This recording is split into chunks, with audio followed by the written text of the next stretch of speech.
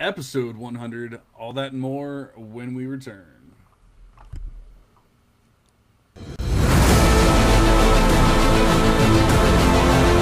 Welcome to the Devy Devotional Podcast, a show devoted to college prospect evaluation with a fantasy football focus. With your hosts, John Arrington, Aaron Wilcox, and Andy Starr. This podcast brings you actionable strategies and player-driven analysis for your Devy, C2C, and Dynasty leagues. Let's dive in.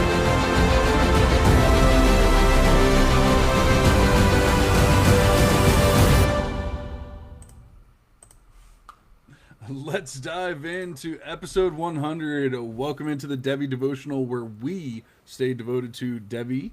I'm your host, John Arrington, and joined as always by Aaron Wilcox and Andy Starr. Tonight is a big deal for us, a big deal for me, especially having, I guess, technically created this podcast.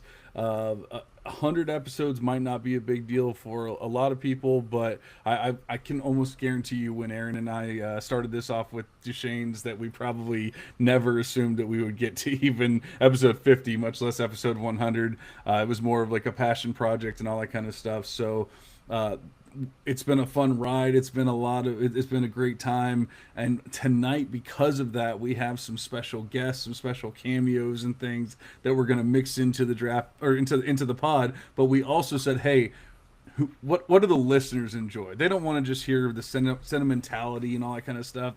We love it, but they might not love it. What do they love to hear? They want a way too early 2026 mock draft, of course. So that's what we're going to give the listeners tonight. We're going to go ahead and do one of those way too early mock drafts for you guys, and then mix in some of that sentimentality along with it. But first, before we get into all this stuff, let's just do a quick check-in with the boys. Andy, you weren't here on episode 1, but you're here on episode 100. That's all that really matters. How are you doing tonight, buddy? I'm doing good, and I just learned for the first time that there was a third co-host when you guys started this, Duchesne's, who I'm in several leagues with him. I didn't even realize that he was a Devy Devotional OG. So shout out to Shane's. He was, and I mean, just a little sneak preview. You might be hearing from him a little bit later. Aaron, you were here on episode 1. In fact, I went back and listened to it, and God, we were really bad at this. But hopefully, we're slightly better now. How are you doing tonight, buddy? Yes. I think that we have improved, no doubt. And I'm doing well. This is super exciting. This is something that we've grown from the beginning. Just to get a little sentimental, just really briefly. But Andy, you've been a wonderful addition to the Devy Devotional. You being a level-headed analyst with such a range of analysis from the JUCO level all the way up to the P4 level. Yeah, I appreciate your analytical-based analysis that you bring to this podcast, and situational context too.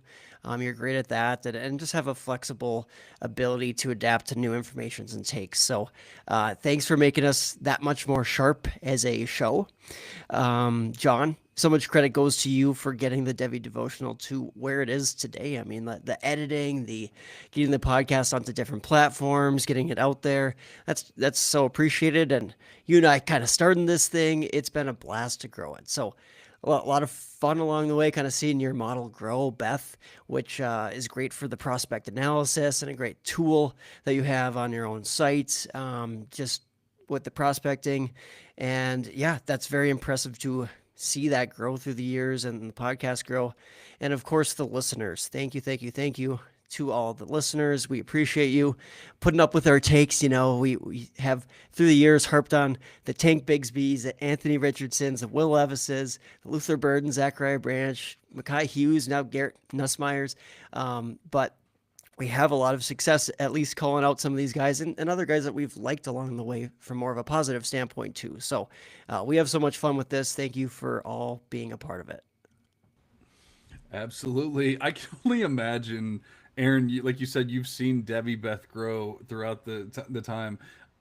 As it was in the beginning stages. I can only imagine sometimes when sent you like, hey, this is who's popping up in Devy Bet, and you're like, yeah, Joan, that's fantastic, until I finally got it dialed in. So I mean, I appreciate you bearing with me during all of this, but I can only imagine. I'm trying to think of that QB Brendan that was Lewis. well, no, well, yeah, that was the OG. Yes, the Brendan Lewis was the OG, and guess what? He's crushing it now. In full circle. I mean, you know, as Matt Bruning likes to say, never, never wrong, just early.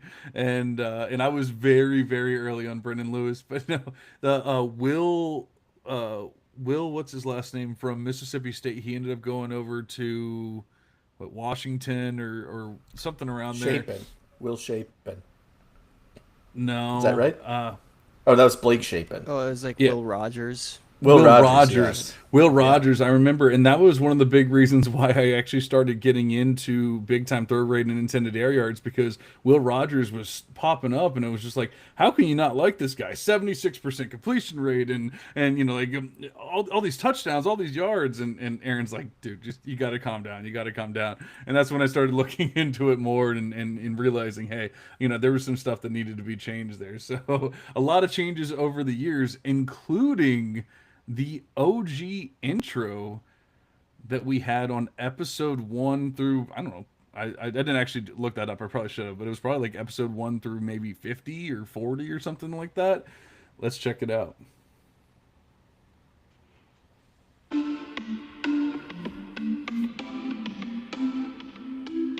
Thank you for tuning into the Devy Devotional Podcast, a monthly show focusing on Devy prospects, strategies, and incoming rookies. Now here's your host.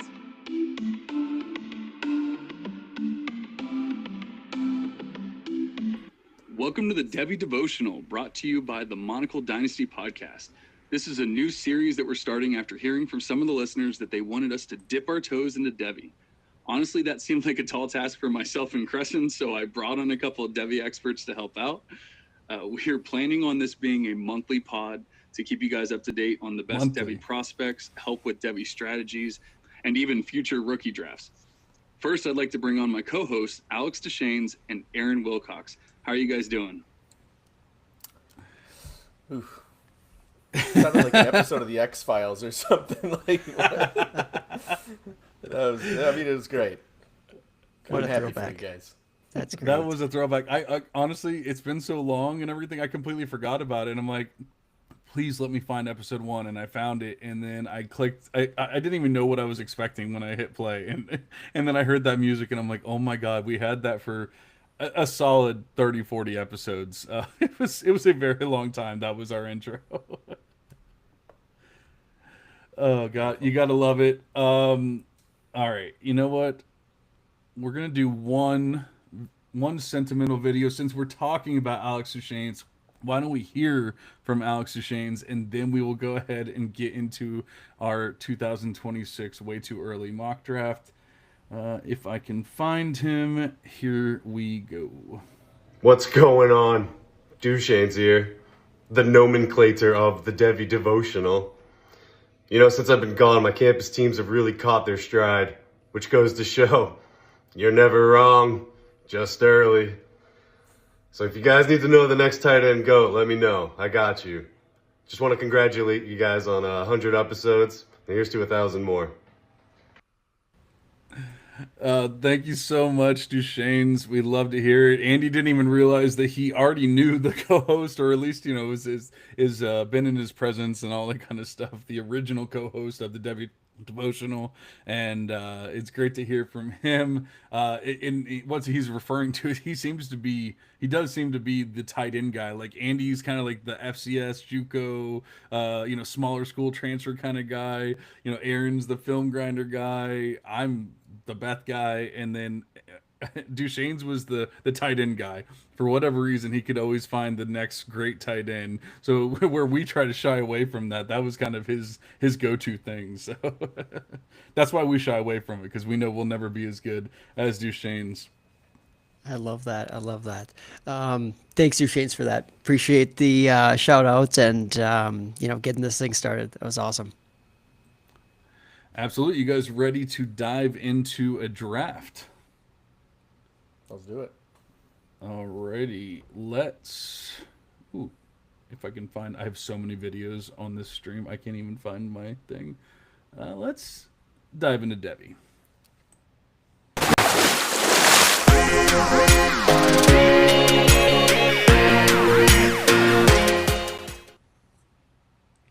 Alrighty, so we're just gonna do a 2-round mock. We're not gonna go too crazy with this one, and we're gonna have breaks in between because, like I said, I have more videos, more sentimental stuff to mix in with all of the goodness of the draft.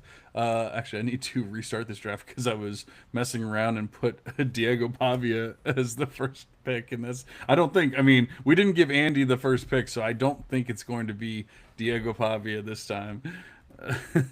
You might hear his And what, name later. We'll see. we might. And we said it was me, Andy, Aaron, right? That's what we're doing. Okay. Okay, let me bring it up on the screen for the viewers. And then we will get this party started. Alrighty, I am up with the 101 of the way too early 2026 draft, rookie mock draft, I should say. And it is not that difficult of a choice for me. This has basically been my 101 for, I'd say 3 years now. Maybe not my 101 for 3 years, but definitely been one of my favorite players for 3 years.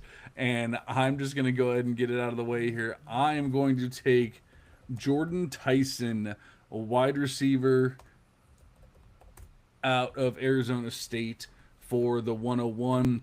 The only thing that you could possibly bring against him that people will try to nitpick when it comes around to the actual time of the rookie drafts and everything is his injury history. And obviously we're assuming or hoping that he will stay healthy this year. That could maybe squash some of those fears for people, but as of right now in this way too early mock, I'm just going to say I really don't care. What he does when he's on the field is more than enough than what I need to see to know that he's my 101. The QBs, in my opinion, all have some question marks. So there are some QBs I like. I don't know that I'm ready to pick those players. The RBs are kind of hit or miss and seem to be moving up and down in Devy Beth and things. But guess who doesn't really ever move? Jordan Tyson's been up there for at least a couple of years now. So I'm taking Jordan Tyson with the 101 of the 2026 draft class, or rookie draft, I should say. And what do you guys think about it? I love it. I love it. The guy is a stud. Absolutely tearing it up this year at Arizona State. Jordan Tyson is a dynamic, versatile playmaker. A guy that was one of the well, John was one of the first guys on him for sure. Like, just showed up in a really small sample as a freshman, and then got injured his subsequent sophomore year.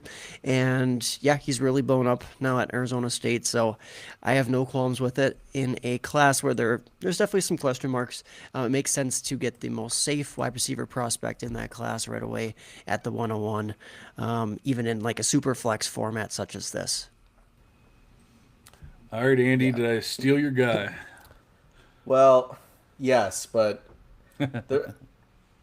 there's two guys that I think you could go here, but I think the second guy is a little bit more controversial. I feel like I did want 101 because Jordan Tyson seems kind of obvious.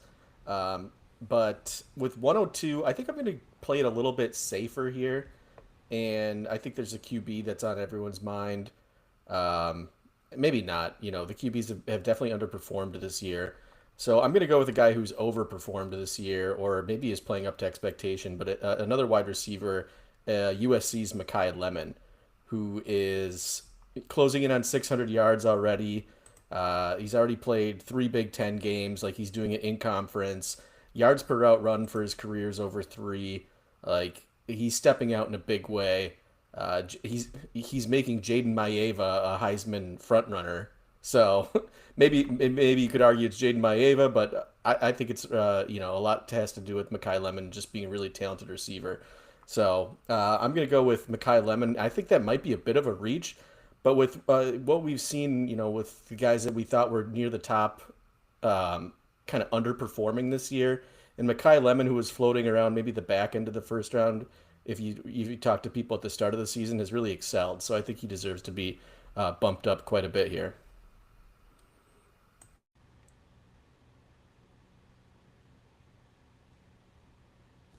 Wow, Aaron, did you get sniped, or do you think it was a reach there? Makai Lemon definitely rising up boards. I don't know if I'm ready to put him at 102 just yet, though. Yeah, he's rising up. He's had an excellent start to the year. There are some question marks. I think he's a very solid receiver. Just how high am I going to want to have a guy like that? I guess is the question. And he was firmly in my top six consideration here. So do not mind Andy going with Mekhi Lemon at 102. Again, there's some maybe question marks within this class, so I completely get it. As far as my selection here, well, I guess unless do you have any other thoughts, John, or should I go ahead with 103? And I guess I'll have back-to-back picks right here, right at 103, 104. Obviously, we gotta maybe get a little bit sentimental here after the 103, but is that correct? Yes.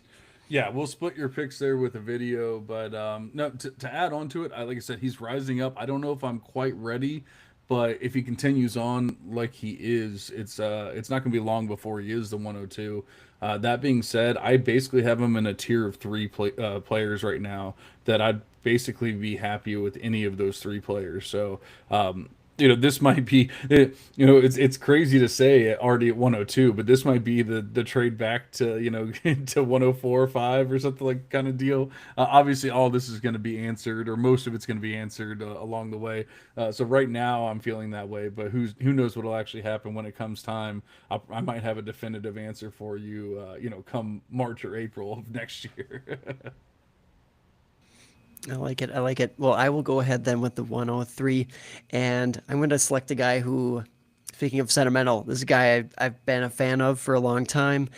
Even when he had kind of a slow start with his freshman season, I was still very much interested in Jeremiah Love, the Notre Dame running back, who has had he's kind of lived up to expectations after a slightly slow like rushing start to the season. He's been effective as both a rusher and especially as a receiving threat.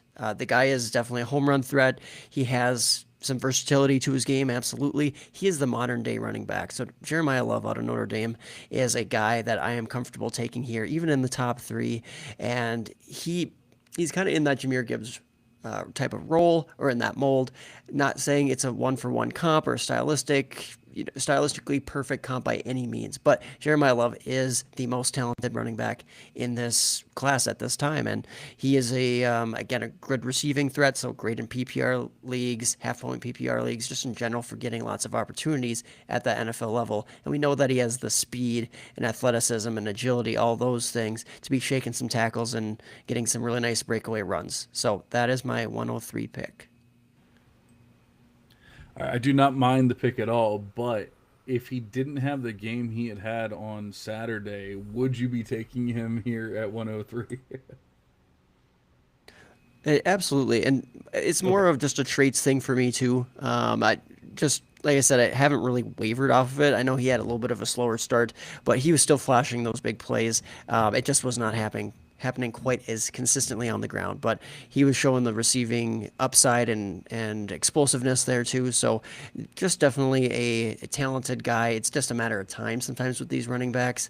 Sure. We'll talk about maybe some other running backs later in this mock draft potentially that have struggled so far, but I would not say that Jeremiah Love has struggled per se. No, and I mean, like I said, the beginning of the season always kind of skews Debbie Beth and everything, and it takes time to catch up. And sometimes players catch up after 3 weeks. Sometimes it takes a little bit longer. I guess that Jeremiah Love needed that fourth week just to truly catch up, because I want to say he was down in like RB 15 overall, which is still not bad by any means, but obviously a much lower than I would have expected him to be, and much lower than I would hope that he would have been.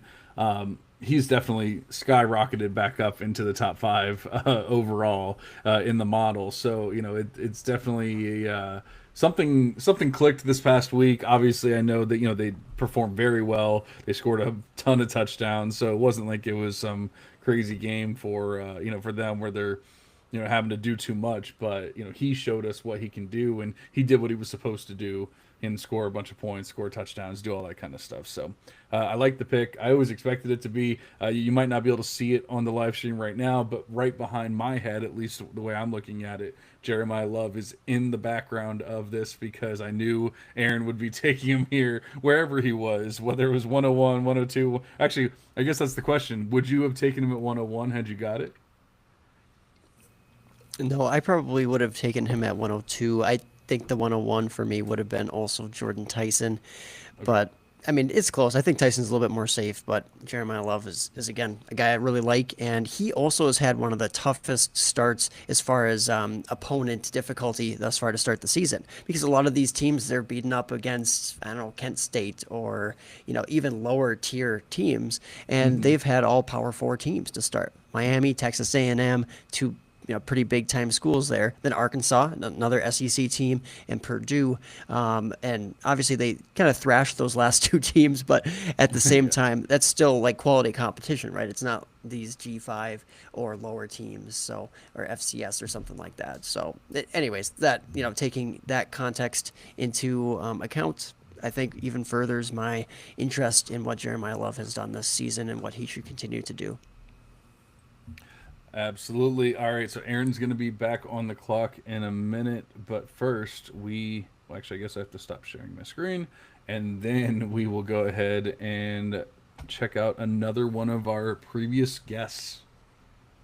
Hey, Devy Devotional friends, Travis May here with A to D Sports. Always enjoy our time together, hopping on the show, hanging out at the Senior Bowl. Hope to see you guys again there soon, but appreciate all the work you guys do. Keep it rolling. 100 episodes is awesome. Greatly appreciate Travis taking his time to make the video for us. I know he's a busy man basically runs the college department over at A to Z Sports and does a great job with it. I love hanging out with him at the Senior Bowl. He, obviously great college and Devy mind and all that kind of stuff, but just a fun guy and cool guy to hang out with as well. So appreciate Travis. We've obviously had him on the Devy Devotional before, Aaron, but I think you are on the clock for 104. Yeah, great to hear from Travis. That is still, one of my favorite episodes when he came on and we talked all things rookie prospects. That was great. So thank you, Travis. And at the 104, I am going to select what I think is a pretty safe pick at this slot at least, but it is the QB1 in the class. That is Lenora Sellers out of South Carolina.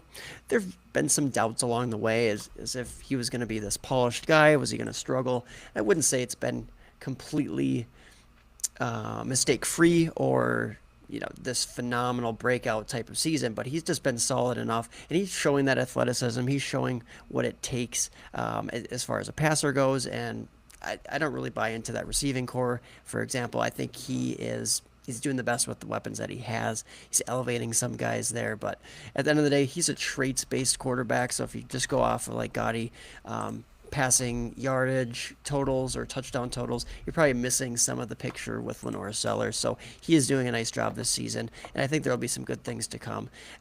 Though I will say, as a class overall, this quarterback class is not as strong as some past years. Absolutely, but I will say last year, this time, right around this time of year, we did a mock draft. I cannot remember if it was on the Devy Devotional or the Devy University, but we did a mock draft, and I don't think we included a single QB. So if anything, I feel like we're already feeling better about these QBs than we were last year, talking about Cam Ward, Shadur Sanders, and obviously Jackson Dart, who I tried to get into the first round, but I was being mocked and ridiculed, as our good friend Felix Sharp, who you might hear from in a little bit, would like to say.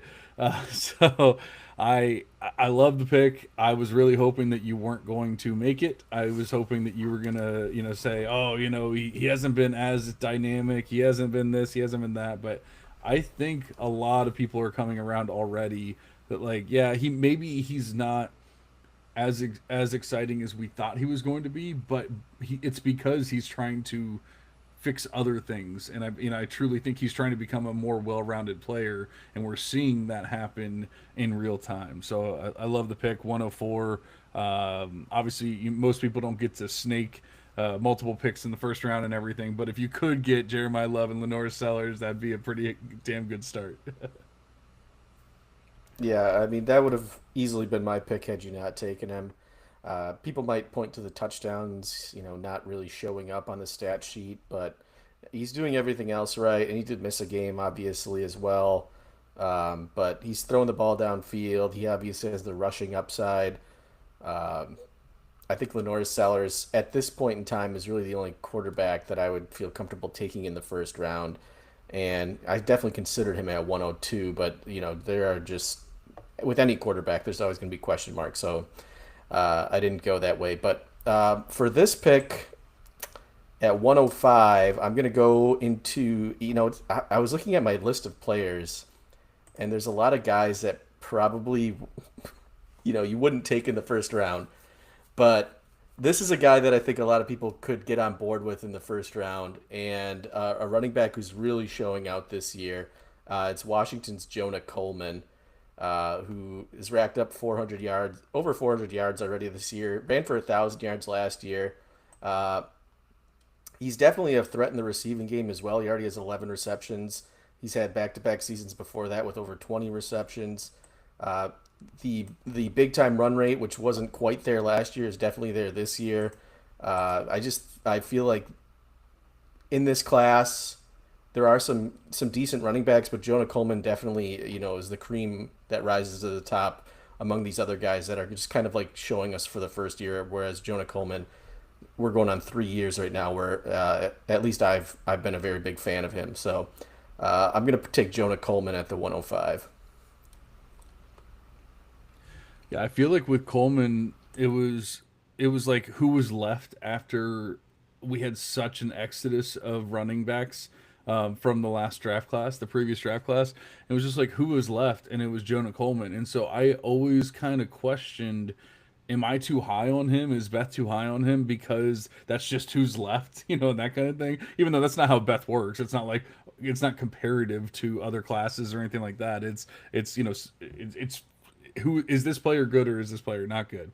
And so I always kind of felt weird about my placement. The other thing is I've had other Washington running backs who've looked really good in the model, like Damian Martinez and players like that ended up not being or not drafted as highly as I would have thought, or not being regarded as highly as I would have thought. So I've always been a little scared of Coleman, but holy crap, like the dude is just a stud, and so I believe this is where he belongs.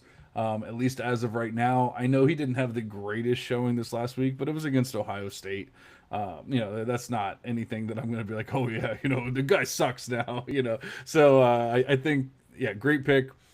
Love the pick, and I mean, not to say that no one likes Jonah Coleman or anything like that, but I love putting our stamp on him as the RB2 in the class here. And what would probably be a little crazy for people, because I'm sure there's another running back we'll talk about a little bit later, at least that most people would probably push above him. Yeah, no, that's a nice pick with Jonah Coleman. And he's just a guy who's transformed his body. If you looked at the off-season pictures, it was like when he first, I think it was like pre-spring camp versus like at the end of spring camp or middle summer, something like that. Just really transformed his body, though.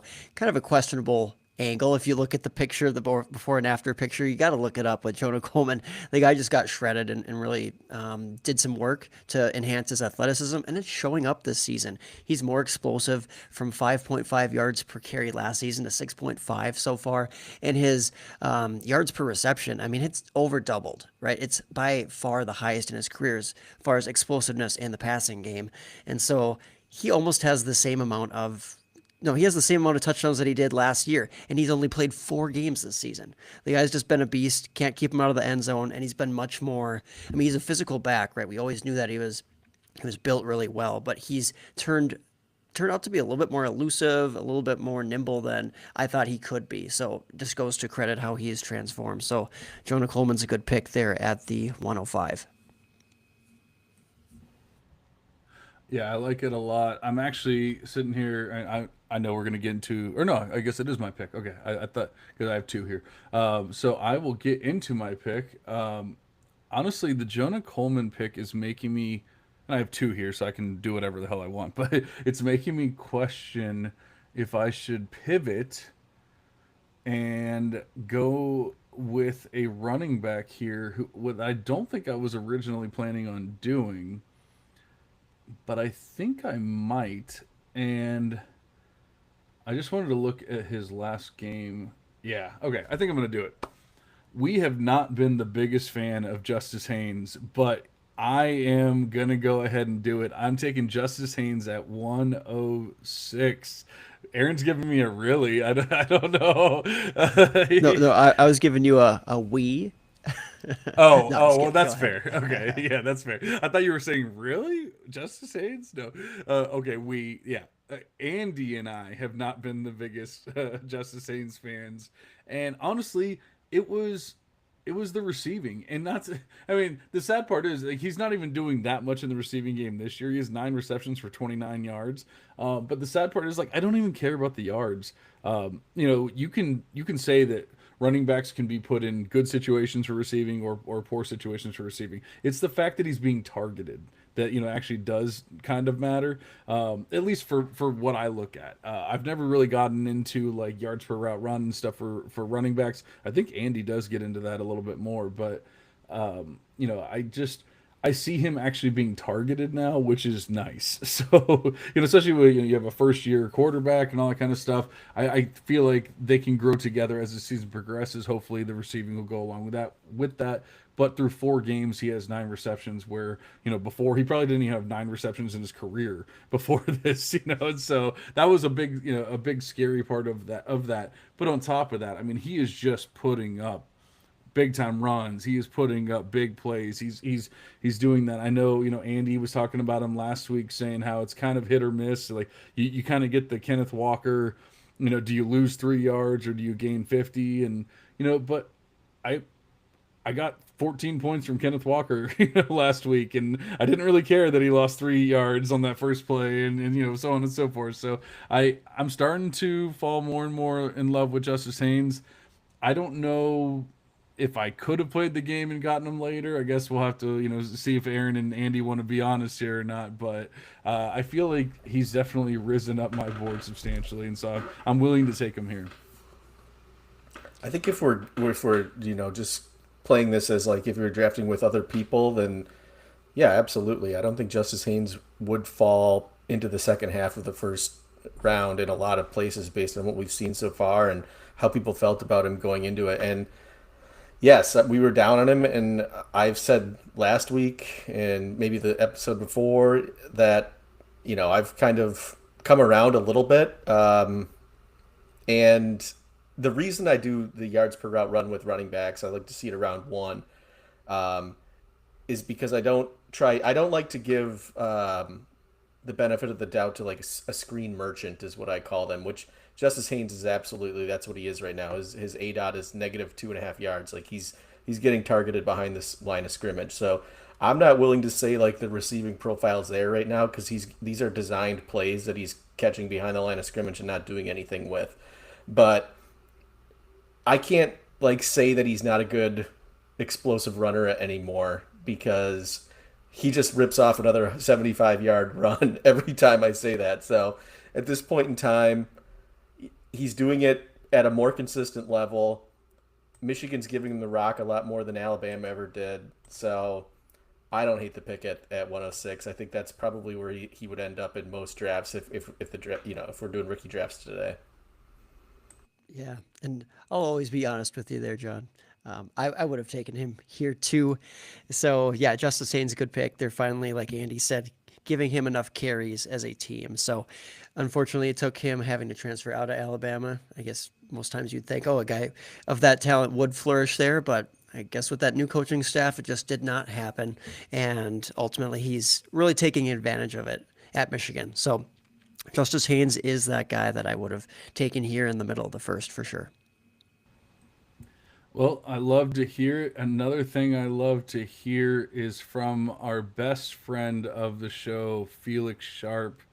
Why don't we hear from him right now?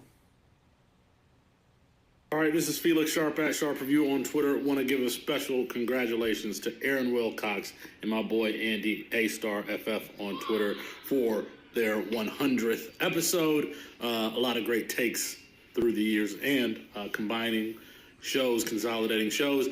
Oh shoot, I have a note here. Oh, it says there's also a third host, Juan Gonzalez. Juan, congratulations to you too. Peace. Good job, Juan. Thank you. I appreciate you, Felix. I guess I got to change my name real quick. It's difficult for somebody as busy as Felix to remember names and all that kind of stuff. Normally, I'd give him crap about being in last place in the league of record, but he's actually doing really well. So I can't even do that right now. Congratulations to him. He stepped away from the podcast game and he actually got good at college football again, or CFF again. So congrats to him. But we appreciate you, buddy. That was a lot of fun. Juan Gonzalez. I guess that's me. And I guess I am still on the clock. So I have another pick to make.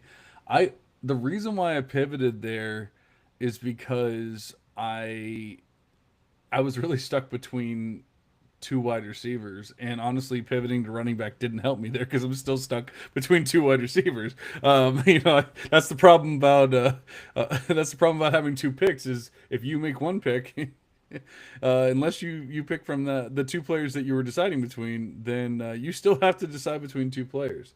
I don't really want to make this decision. I really don't, but I don't feel like I'm ready to do. Oh man, I don't want to do that. All right, I'm gonna take the chalk pick here, but I honestly, I'm just gonna be completely honest here. I feel like when it's all said and done, I would be making the not chalk pick here, who I cannot give away just yet. But he is essentially tied, or he's literally tied, not essentially, literally tied in Debbie Beth with Carnell Tate, who I'm going to take. So I am going to take Carnell Tate here. I feel like when it's all said and done, though, the player that's tied with him is who I will be taking in this 107 spot come April, May of next year, assuming everything goes according to plan, which it always does. But I will say Tate has done, I don't know if he's done anything amazing this year, but I believe he's basically lived up to expectations this season. We've seen him take a step forward as a full-time player, as a player who's not living in the shadows of Emeka Egbuka and Jeremiah Smith, so now it's just Jeremiah Smith, who we know he's never going to surpass, but he's still pulling his own, target share in and doing enough with the plays. He's had some, decent games and everything as well. I was always a little concerned with his yards per reception and even like the ADOT wasn't the highest. I feel like everything's kind of creeping up this year, and that could be the new QB or whatever. And so, he's where I was kind of worried at in the offseason that he could fall off a little bit with a brand new starting QB and things of that nature. I think we've just seen him kind of solidify his role in this. I still don't necessarily love the player, but I definitely do not hate the player, and I'm perfectly fine taking him here at 107. Yeah, I do not mind that at all. I think Carnell Tate, he ultimately profiles as a guy who's likely not going to be like a top 5 type of talent ever at the NFL level, and that's okay. Right, when you're drafting here in the middle to later. First, you want guys hitting some doubles who will be productive, hopefully for many years at the NFL level. And I could see him being between like a Michael Pittman Jr. to a T. Higgins to a, I'm trying to think of even like a Drake London at the very high end of his outcomes. Again, not the wide receiver one ever at the NFL level, but some really, really solid players there. And he seems like he has a pretty high floor to him. Like you said, he's done enough this season where I could see that Carnell Tate would likely be at least a day 1 pick, if not that, maybe day 2, going in the second, third round territory at least. That should be a lock at this rate. Yeah, I think so. Yeah, I love the pick here as well, and I think I'm gonna take the guy that you didn't have the cojones to draft. I'll do it for you. But just speaking on Carnell Tate, yes, he's an Ohio State wide receiver. You're always playing with, or you are the greatest receiver in the country. At least that's been the case for like the last 5 years. So to be at over 2 yards per route run, to have the market share he's had for the last 2 years, considering he was also playing with Egbuka last year, He deserves to be drafted in the first round, which, assuming he comes out this year, which I think he probably will, but I guess we'll wait and see on that. But I will move to my pick at 108, and I'm going to also take a wide receiver. And I think this is the guy that John wanted to draft. I'm going to draft him, and it is Kansas State's Jace Brown. Perhaps? Is that who you wanted? It's not, not. but it's not. But I mean, I love Jace. Honestly, that team is just letting me down, and I don't think it's a Jace problem. That's the thing. He has he broke out as a freshman, 400 yards. He had 700 yards last year. The yardage is going to be down again this year. He obviously missed basically all of last week. We're hoping that the injury isn't long lasting. But this is a guy who's, for his career, has never had a season under 2 yards per route run, and that's the number that seems to just resonate with NFL teams. Like, this guy is an efficient wide receiver. We're going to draft him high in the first 3 rounds of the NFL draft. I think that is definitely what's going to happen with Jace Brown. And I'm just looking at the other names that I have here from wide receivers and running backs. There's just nobody that has done it consistently for 3 straight years. So that's why I'm kind of leaning towards Jace Brown here. I think I know now that I know it's not Jace. I know who the other guy is, but like I said, this guy Jace has been consistent his entire career, whereas maybe the guy that John wanted hasn't shown that consistency. So I'm taking Jace Brown at 108. Yeah, and I love the player, so you're never gonna hear me complain about somebody. Well, I'll complain that you took him from me, but I'll never complain that you took Jace Brown or say it was a bad pick or anything like that. And the dude's just electric. You see it, like, they try to get him in the ball in his hands as a runner. They try to do it as a returner. They try to do it as a receiver. They do all that kind of stuff.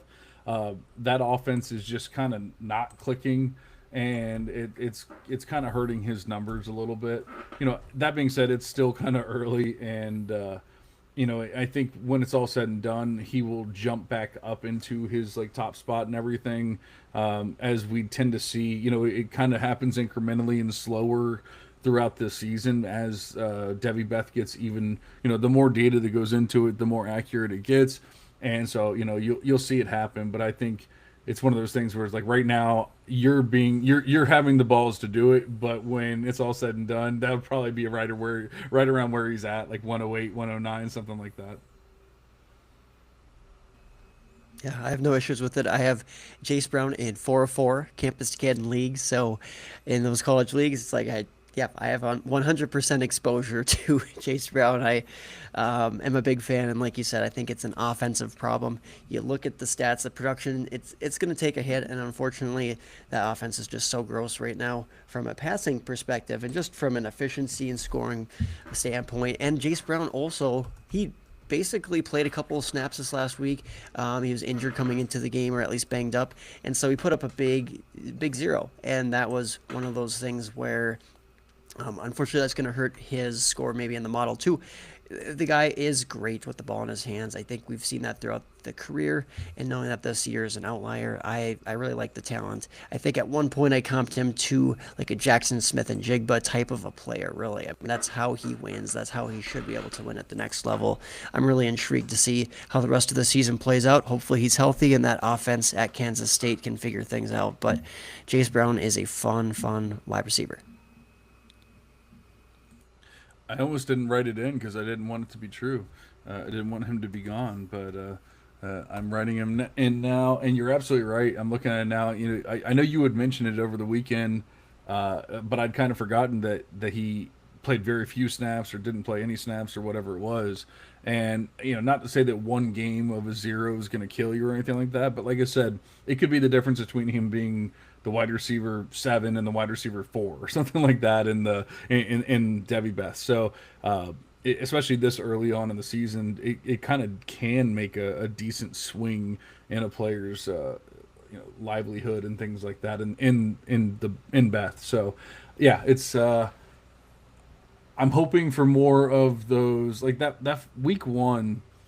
maybe it's because it's the only week that I've actually watched Kansas State play. But that week one, or actually, guess it was technically week 0, watching them, and they didn't really do anything until the second half. But in that second half, you started seeing the big plays for Jace Brown. You started seeing that big playability for Jace Brown. That's what I need to see. Unfortunately, we just haven't seen too much of that, and it's a mix of health and Avery Johnson and all that kind of stuff. So hopefully, we'll see more of it here coming pretty soon. I will go ahead with the 109 then. So I actually think I am going to take the wide receiver that John was referencing or potentially considering here. Again, going wide receiver here, I do think that, yes, it's a big drop off from like a Jordan Tyson at the very top of the class, but this is still a talented guy who has been breaking out this season. We saw those flashes last season. I was excited for him coming into last season. Didn't get maybe quite the full breakout that we are thus far, but that is Jeremy Bernard, Alabama wide receiver. I don't know. No, I didn't get him. All right. Well, Jeremy Bernard. I really thought the way you were talking, I really thought you were doing it. And then don't get me wrong, like I like Jeremy Bernard, but he's not he's not tied with Carnell Tate. Let me tell you that. Yeah, and I do think that this drops off a little bit. Like he is clearly a tier down from, I guess, the top guy in the class, who I consider Jordan Tyson, right? But Jeremy Bernard, what he's been doing alongside a really, really talented teammate there in Ryan Williams has been notable. And Jeremy Bernard, he's always been, efficient enough as a wide receiver, but he's really come into his own after, he was first at Michigan State as a freshman, played a little bit. He was explosive there, but then went to Washington. And guess who he was behind at Washington amongst wide receivers? A very talented and experienced core there. Rome Odunze, Jalen Polk, Jalen McMillan. And then he transferred out to Alabama, and he's been a little bit of that second fiddle, but not completely to Ryan Williams. This season, we're really seeing Jeremy Bernard just flash. And yes, he had kind of a down last week against Georgia, but he still looked legit. And Jeremy Bernard is leading that team pretty easily in receiving for Alabama right now. 4 receiving touchdowns, I should say, on the season. And he's a guy who has enough size, enough versatility to him. He's 6'1", 204 pounds. I think there's a lot of things going his way, and Jeremy Bernard should be a pretty highly drafted player in this upcoming 2026 class. So, yes, I know he's a senior and whatnot, but we've seen enough in previous years to also be excited, right? He's not a one-hit wonder type of a player by any means. So, Jeremy Bernard at the 109. Yeah, I do like the pick, even though it wasn't the pick that I would have made. It's not like anything crazy or anything like that. And he is literally the player directly after Jace Brown and Devy Beth as of right now. So if you're going just based on the last 2 picks, then you would say, yes, that is correct. You guys did it correctly. I do have one other player that I have one player that I'm 100% certain on. I have another player who is snuck up there that I guess I don't want to believe is going to stay up there, so that's why I'm not going to take him when it comes back around, at least not as high. But there is a player who's kind of snuck up there, and if it continues on, we might have to give. I might have to apologize to at some point. I don't know. Interesting. But yeah, that's who I thought John was talking about as well, as Jeremy Bernard. Obviously, like I was saying, the reason I took Jace is because we've seen it every single year. Whereas Jeremy had to transfer from Michigan State. Yes, he played behind 3 day 2 picks, essentially, at Washington. And yes, he's behind Ryan Williams. But kind of the same thing at like we talked about with the wide receiver too at Ohio State. Like, these guys are still getting their market share. They're still getting their yards per route run. And Jeremy Bernard's done it for 2 straight years now. So I like the pick here at towards the back end of the first round. Absolutely. All right, we got some more videos here. Let me find one. We have another. Oh, actually, you know what? Why don't we hear from our good friend Ryan McDowell from DLF? Hey, John. Ryan McDowell here from DLF. Just wanted to reach out and say congratulations on your 100th episode of the Devy Devotional. You and the guys do a great job over there, and you've done it for 100 episodes now, which is such an impressive feat. I'm really glad to have you guys as part of the team over at Dynasty League Football. That's been an exciting addition to our team there, and was really glad to bring a successful podcast like you guys have over to our airwaves and kind of fill some gaps that we had in the Devy space. You guys do an awesome job.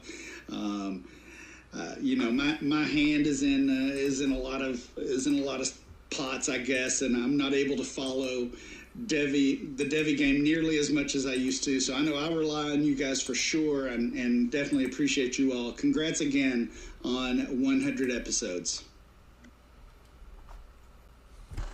Well, thank you so much, Ryan. We greatly appreciate it, and obviously, it has been amazing coming over to DLF Dynasty League Football and joining the squad with them. We strive to be the Dynasty League Football Dynasty show. I want to say they're on episode 1,000 or something right around there.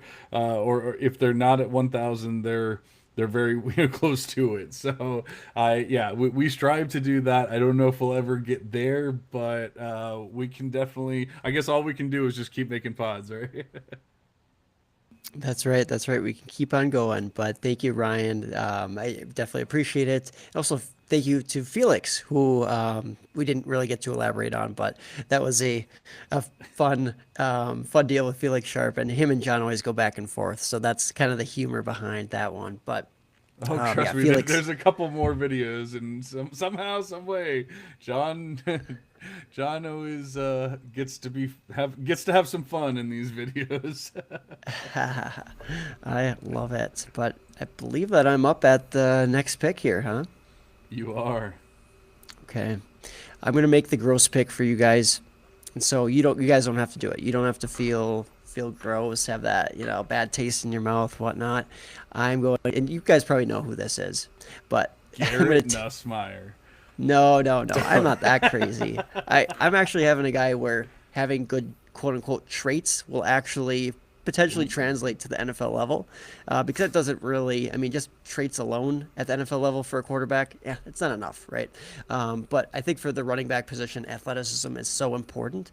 And when you go back to what he's done in his career thus far, Nick Singleton, Penn State running back, he has been, not only was he a very explosive guy coming out of high school, but he showcased that explosiveness and ability to play a big-time role right away when he stepped on foot on campus at Penn State. And in subsequent years, he's been able to show some receiving ability. It's not a dynamic type of receiver, or not a guy who is going to be out there wide catching, 50 balls in a season by any means, but he's serviceable there.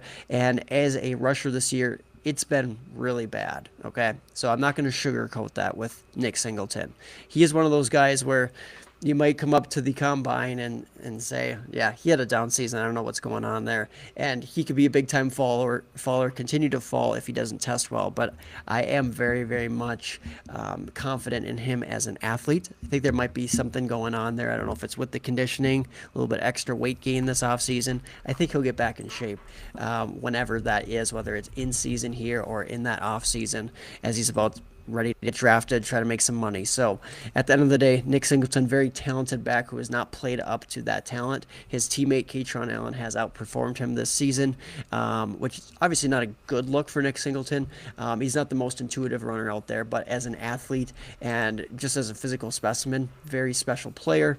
And yeah, I'm hoping and expecting that we see some sort of a turnaround for Nick Singleton this season, but there's no doubt he's a faller. Like, he was the RB1 in this class, and now we've had Jeremiah Love go ahead of him, we've had Jonah Coleman, Justice Haynes go ahead of him in this mock. If I wouldn't have taken him here, I mean, do you guys think that he would have fallen, kept falling into the second? Because I guess, I don't know at this rate.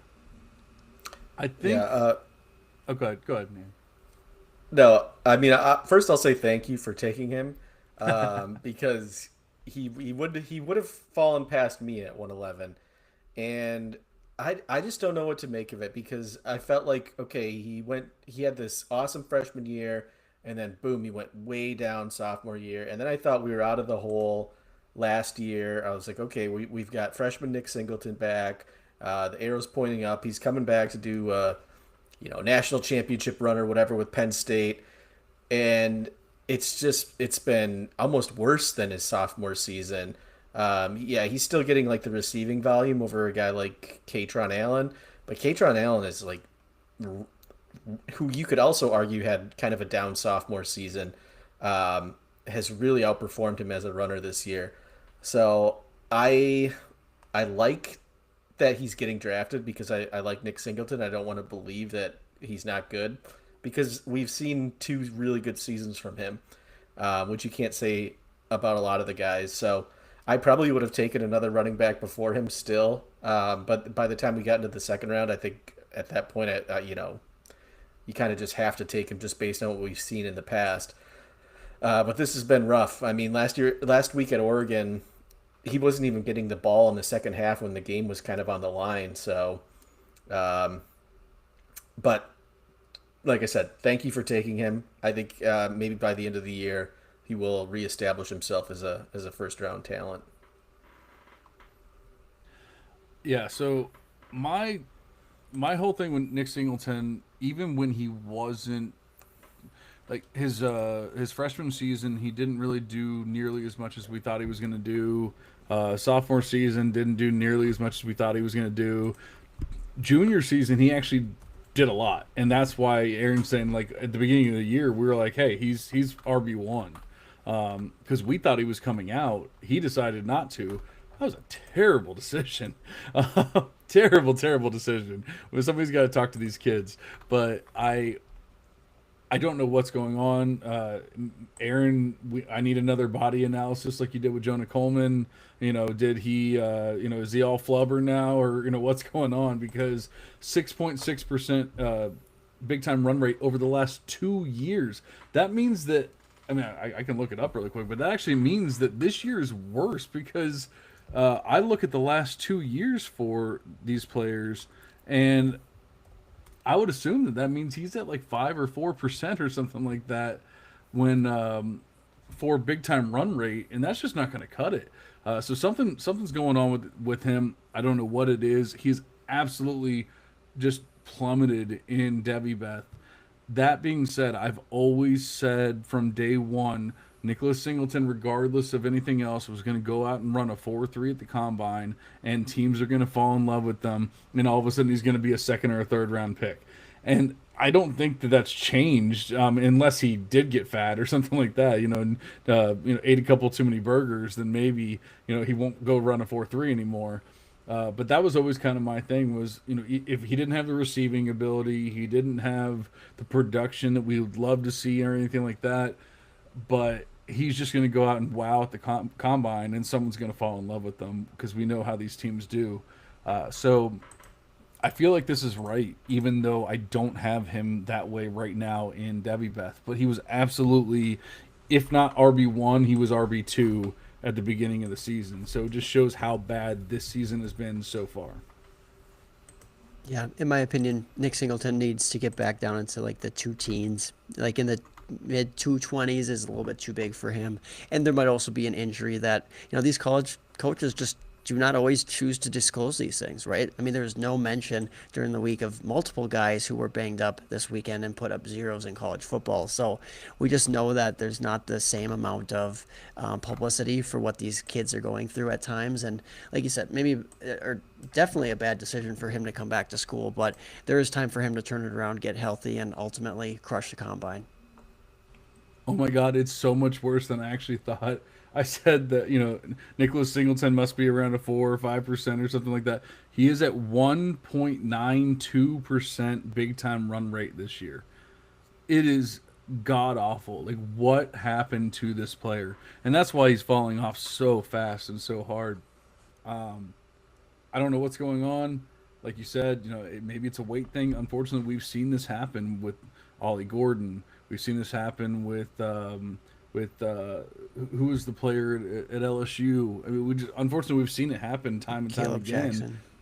Yeah, and it just happens too often. These guys, whether it's the coaches letting them do it or they just do it themselves or whatever, they go, oh, like I was at 220, I want but I want to be even safer. I want to feel even better when I run into these guys. And it's like, well, yeah, but now you've lost everything that made you a special player. So we need to see a pretty big turnaround from Nick Singleton, or else I'm going to be writing him off. But right now, I'm still okay with this pick here because, like I said, I still kind of believe, even though that big time run rate is not helping that, I still kind of believe he's going to go train for the combine, do all that kind of stuff, and then go run a 4.3, and some team's going to fall in love with him. Yeah, and maybe we spent too much time on a bust like a Donovan Edwards, right, at Michigan, just always kind of banking on the talent, and then Yeah. kind of just shows us the vision's not there, the running talent and the nuance to the position is just not quite there. So we could be looking at a guy like that, but I am interested to see at 111 where Andy goes here. I'm gonna go back into the running back pool as well. Ooh. And this is kind of a plant your flag type pick, and I think Aaron was mentioning, Jeremiah Love is like the Jahmyr Gibbs of this class. I'm gonna draft the actual Jahmyr Gibbs of this class, in that this is a 195-pound gamer who No, has no, no, been no. awesome for NC No, State. we got to And cut off that is- Andy. That's not going to happen right before my pick. And we are taking running back Hollywood Smothers, who has had an absolutely stellar third season. Now that he is getting the lion's share of the carries there with Kendrick Raphael, who's also having a pretty good season at Cal, who's moved on from NC State, and whoever their leading rusher was last year, I can't even remember his name. But this is a guy who already has 19 receptions on the year. He's already run for nearly 600 yards. Big time run rate for his career is over 10%. Every season he's played, his big time run rate is over 10%. So it's not like he's just having an awesome year this year. He's done it consistently. I think when it's all said and done, the Smothers might be, he might end up dropping to the third round like a Bucky Irving was, just because maybe the athleticism isn't there, maybe the size is going to turn people off. But this is like the type of guy who you're going to get later in drafts. So, it might not be accurate for me to be taking him at 111, but this is the type of guy who's actually going to play in the NFL and score points for you. So that's why I got him here. I found the perfect comp for Hollywood Dalen Smothers. Giovanni Bernard. Giovanni Bernard, similar size. Bernard was Okay. 200-ish, like 5'9", so, not the biggest back out there, but enough. At North Carolina, Giovanni Bernard was very efficient, very productive, and he was very involved as well as a receiver. All the things that we're liking out of Hollywood Smothers. And I think that's kind of how I project him at this time. And so that is a pretty good player.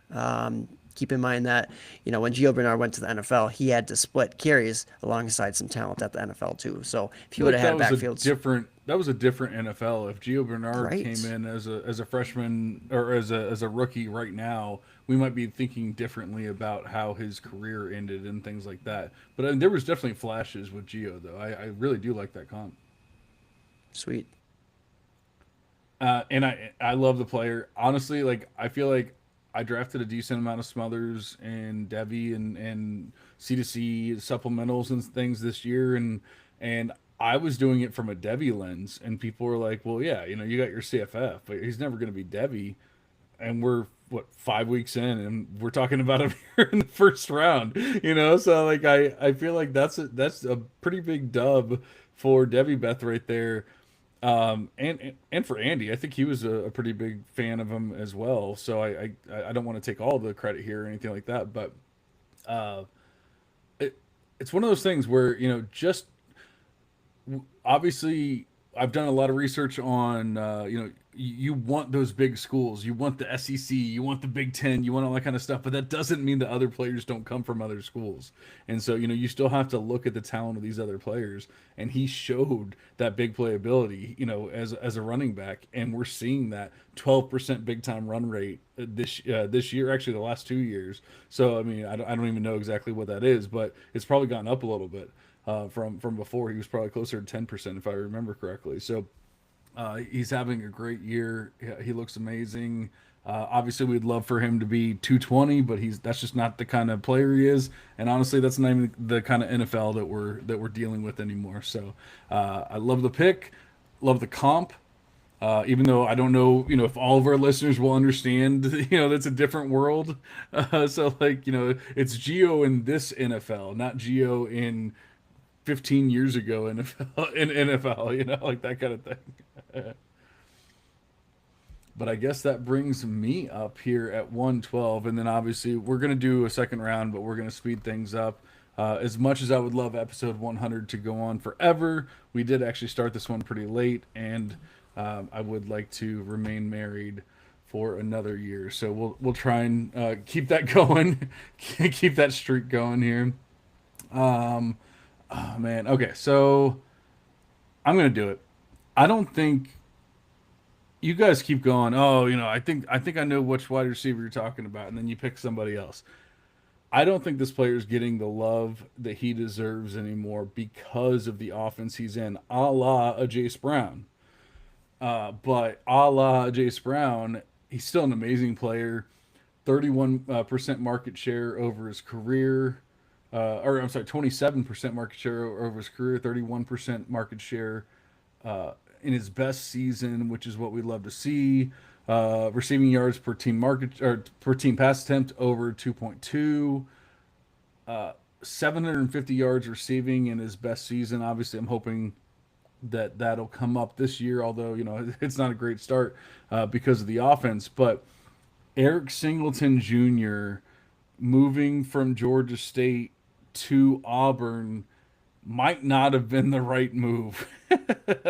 Just because of like we say, hey, he's moving up, and he's moving up in school, he's moving up to the SEC. This is great, but would it not have been better for him to just absolutely dominate at Georgia Tech than be in the mix at Auburn? And we see Cam Coleman is an amazing receiver. We see Eric Singleton Jr. as far as as I'm concerned is an amazing receiver, but yet we have a quarterback in Jackson Arnold that can barely get them the ball. And so we're not going to sit here and go, oh my God, he's just flying off the page. If you're just looking for straight production, you're not going to fall in love with this pick here at 112. But I'm telling you, Eric Singleton Jr. was a top 3 wide receiver in the class for me going into the season. It honestly has not changed for me now. I still think he's done enough to show me that he's essentially offense proof, and not comping the players at all because I don't really truly believe they're the same player or anything like that.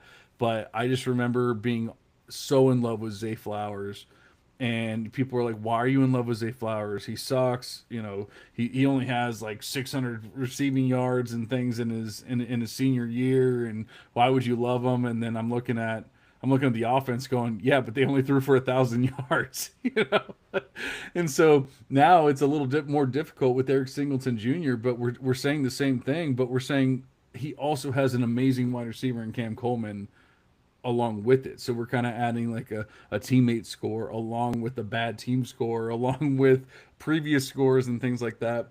All that being said, I believe I will be higher on Eric Singleton Jr. when it's all said and done, and I would love to get him here at 112. Respect for it. I like him as well. I've drafted him in a whole lot of leagues, and like you said, maybe not the best pick ultimately for him like blowing up this season, but the usage is there. It's just the quarterback play, especially the downfield passing, is just not there. We're seeing struggles from Cam Coleman, another talented receiver there. It's a really talented receiver room, so the fact that Eric Singleton, who has not really been that healthy this season, but he's been playing through it, has still been earning targets at such a high rate is very notable. So kind of some similarities to the Jace Brown analysis. I like it with Singleton there. Yeah, I'll just say yards per route run is king, and he's been over 2 for his entire career. You talked about market share. I don't think that he would have been had gaudier numbers if he stayed at Georgia Tech either, because that's not really that their offense either. So I feel like the move to Auburn is kind of lateral at the end of the day. Yeah, that's fair, but I guess he would have been the one. He wouldn't be dealing with Cam Coleman on top of everything else. Is maybe the question or what I was thinking. But I completely get it. I think he needs to be in the mix, and I like that he was our 112. Because there's definitely other good players, but like I said, he's tied in Debbie Beth with Carnell Tate. And that is probably not a consensus feeling for a lot of people. But before we get into the second round, and we will be speeding things up for the second round, why don't we hear from another one of our friends? Let's hear from Herms. What is up? It is your boy Herms here to wish a happy 100th episode to the Devy Devotional Podcast. Hard to believe it's already been this long, but you know what? You guys just keep on killing it. Here's to another 100 from your boy Herms. That was a kiss, by the way. We appreciate the kiss. Thank you, Herms. Love you, buddy. Appreciate the kind words. Why don't we get into... Oh, wait, it's still me. I have another pick here. I kind of forgot how drafts work and how snaking works. But yet, I'm still on the clock here. So... All right, I got sniped on Hollywood Smothers. I took Singleton. That guy's already gone. You know what? I thought at the beginning of the show, or before we started the show, I thought I was going to take this guy in the first round, but I'm kind of happy that I'm not taking him in the first round here, taking him in the second round, but I still want to put my stamp on him. And this kind of reminds me of last year with Jackson Dart. I was saying I want to draft Jackson Dart here. I want to draft Jackson Dart earlier, blah, blah, blah. I don't know if I truly believe in this player as much as I believed in Jackson Dart at this point last year, but I'm definitely getting there. And hats off to Aaron.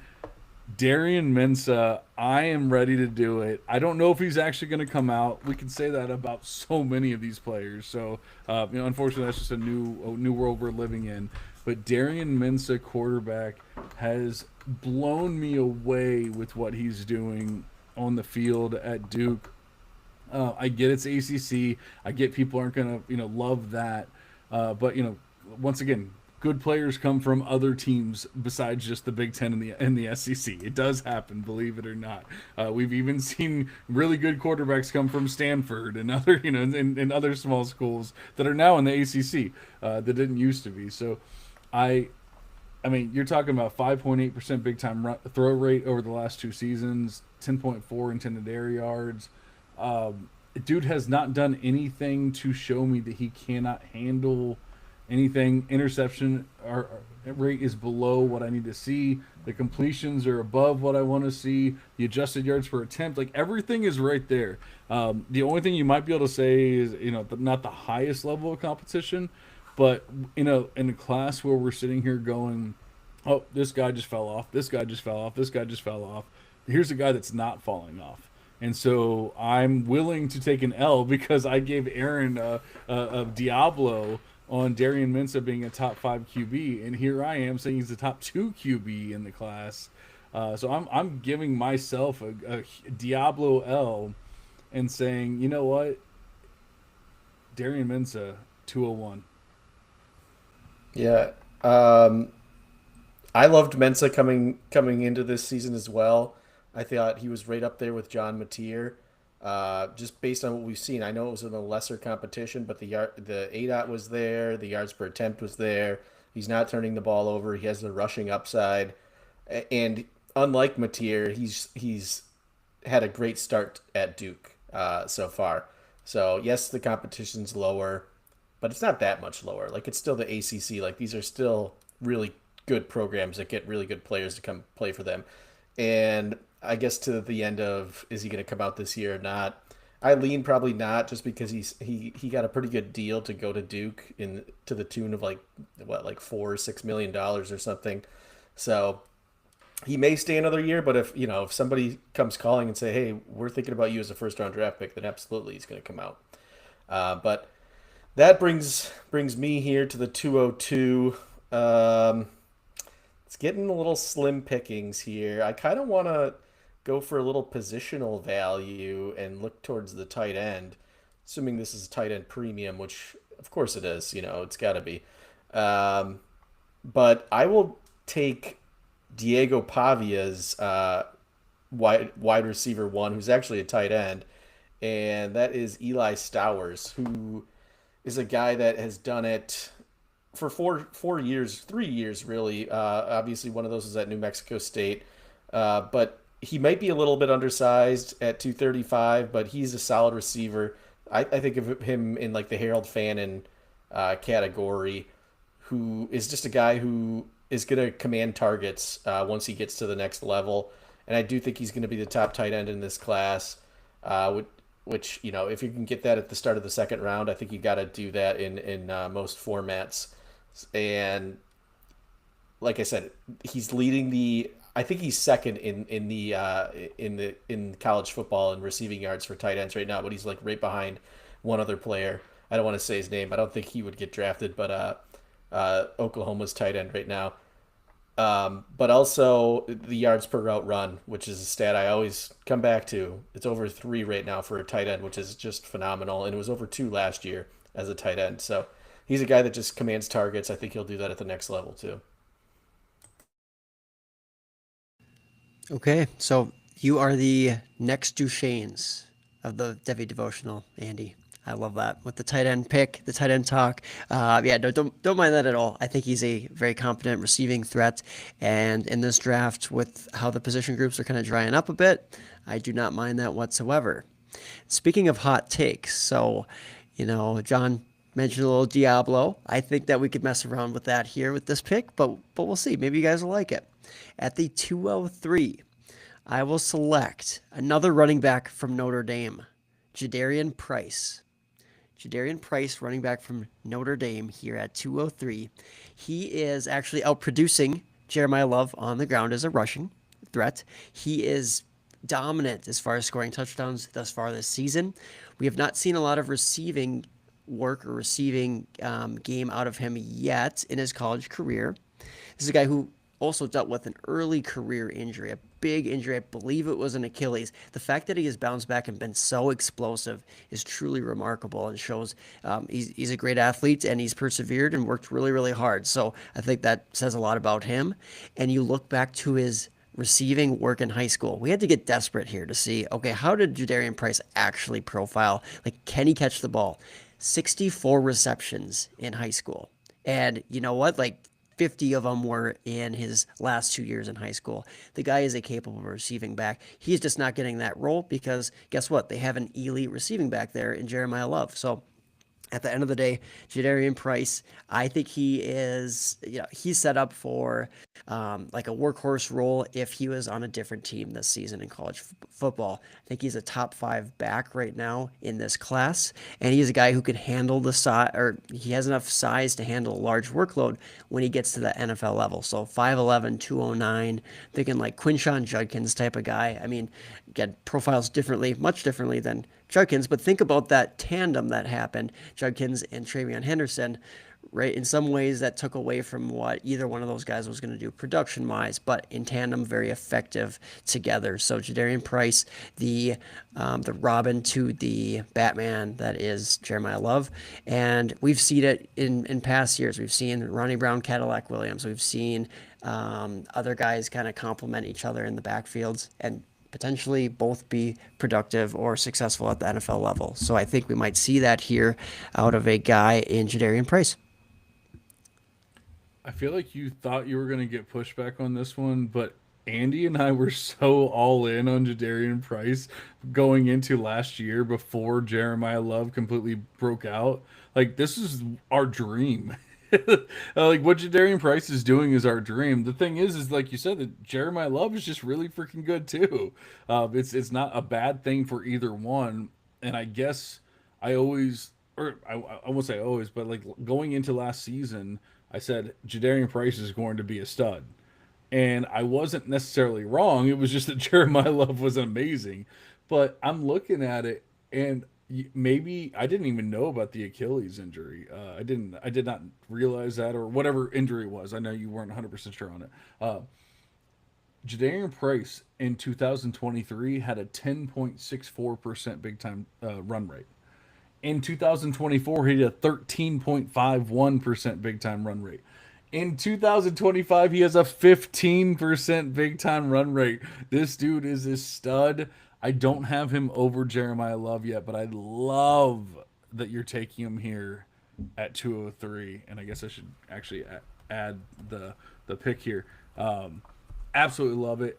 And honestly, it makes me feel like Debbie Beth is doing some good work here, because he was definitely in the mix for the next pick. Yeah, I'll just say quickly, he was on my list at 202. I just figured he'd be there later in the round for me, but clearly I was mistaken. I did not think that Aaron, of all people, would have been taking Jadarian Price. So, hey, Aaron, we're still, even after 100 episodes, you're still surprising me, baby. Why? Speaking of surprises, why don't we listen to another previous guest? Oh, maybe if I can actually get to it. All right, guys. Mike Valley here from Campus King wanted to give a congratulations to the Devy Devotional crew. It's no small feat. The large majority of startup shows we don't ever get to see make it through a full year. So making it to 100 episodes is significant. And I just want to say thank you to Aaron, to Andy, who probably put in the most effort out of anyone on this team, put in so much work. Andy, and thank you, Coach Anthony, a.k.a. Coach A. You guys have put in so much work. I'll be here through the next Dorian Singers and the next Bucky Irvings for the next 100 episodes. Congratulations, guys. Keep it going. From Mike Valerie, I'll be here every single week listening to the Devy Devotional. Good luck, you guys. What would we do without our good friend Mike Valerie, Coach Anthony, and that's me, as everyone knows, Juan Gonzalez, Coach Anthony. It's a lot of fun. I love it. Thanks to Mike from the Back to Devy crew at Campus Decaden. Mike is a contributor there, and his podcast co-host, Corey Pereira, another contributor and Devy lead over there at Campus Decaden, gave me some written feedback that I can just kind of read off here. But he sent his congratulations over to the podcast. He said that Andy is always bringing those deep dive sleepers. He gives us the names that need more attention.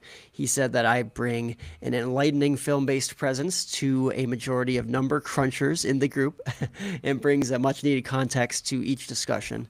And then he said that John is one of the hardest grinders out there, pushing out dynasty tools, college content, even making me stay up till 2 a.m. to complete freshman draft episodes. He's got respect for what we're doing here, so I appreciate you, Corey, and those kind words. Yeah, we love the Back to Devy crew. Make sure you're listening to their podcast as well. As much as we love our own voices, make sure you're checking out those boys as well. Andy, any feedback from those last two? I guess one video and one reading. Very from the last picks, or from what those guys said? Because Back to Devy, very gracious and thankful for those kind words. But I appreciate feeling like, when Corey says stuff like, oh, he does the deep dives on the sleepers. That's what it's all about, because I kind of do this for fun, obviously, but at the same time, it's nice to know that people are paying attention and hopefully benefiting from what we're saying and doing. There's a reason why we brought Aaron on before episode 100. So, Andy, did I say Aaron? Aaron is on the clock, though. I meant to say Andy if I did say that. All right, I will go ahead with our next pick in the fourth pick in the second round here of our mock draft, and I am going to take a quarterback off the board here. We already have one quarterback this round in Darian Mensah, Duke, who's been just kind of a big-time riser, even though he's not going to put up like gaudy production stats, those types of things. One guy who's put up some really gaudy numbers and been super productive to start this season, a 6'5" quarterback, 225 pounds, transferring into Indiana, is a Fernando Mendoza. Fernando Mendoza has already been mocked as recently as a few weeks ago and into this week as potentially the first overall pick in this next upcoming year's draft. So he is a big-time riser at the quarterback position. He's getting some lofty praise out there. And what he's done this far, he's been very efficient as a passer this season, 73% completion percentage. He has been able to push the ball down the field to an extent. He's been able to handle every defense that he's went against, including a tough one at Iowa. Despite them, kind of limiting them scoring wise, he was still able to be pretty solid.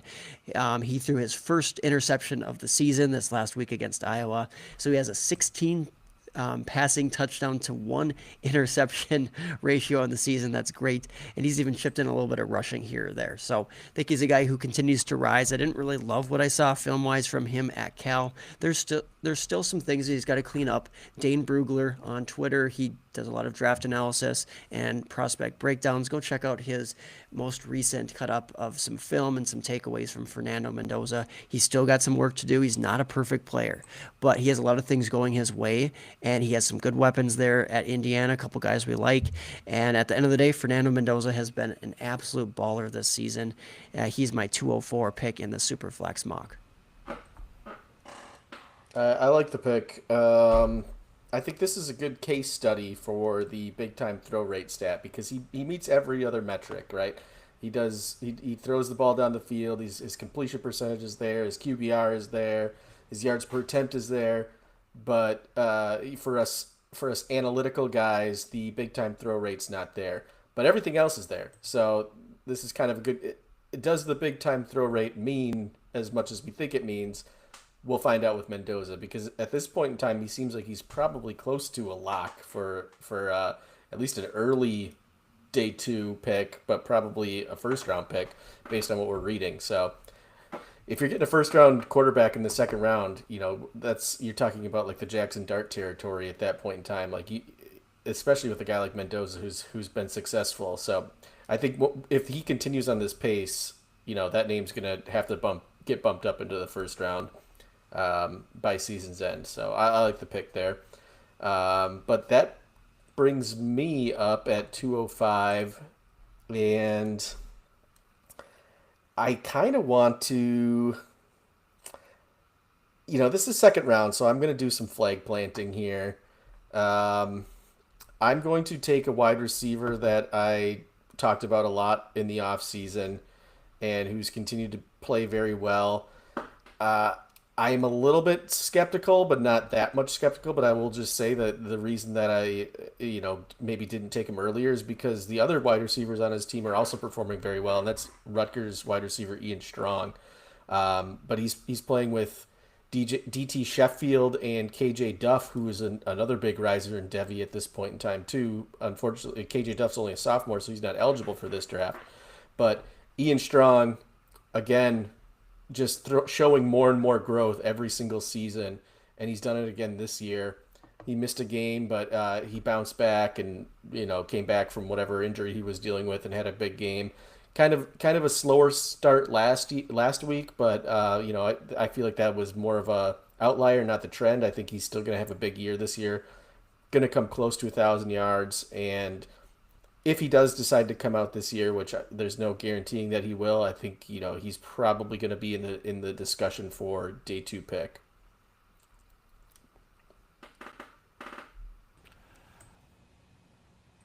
Yeah, I definitely agree with that. And honestly, you've been all over Ian Strong for at the very least 6 months, if not more than that.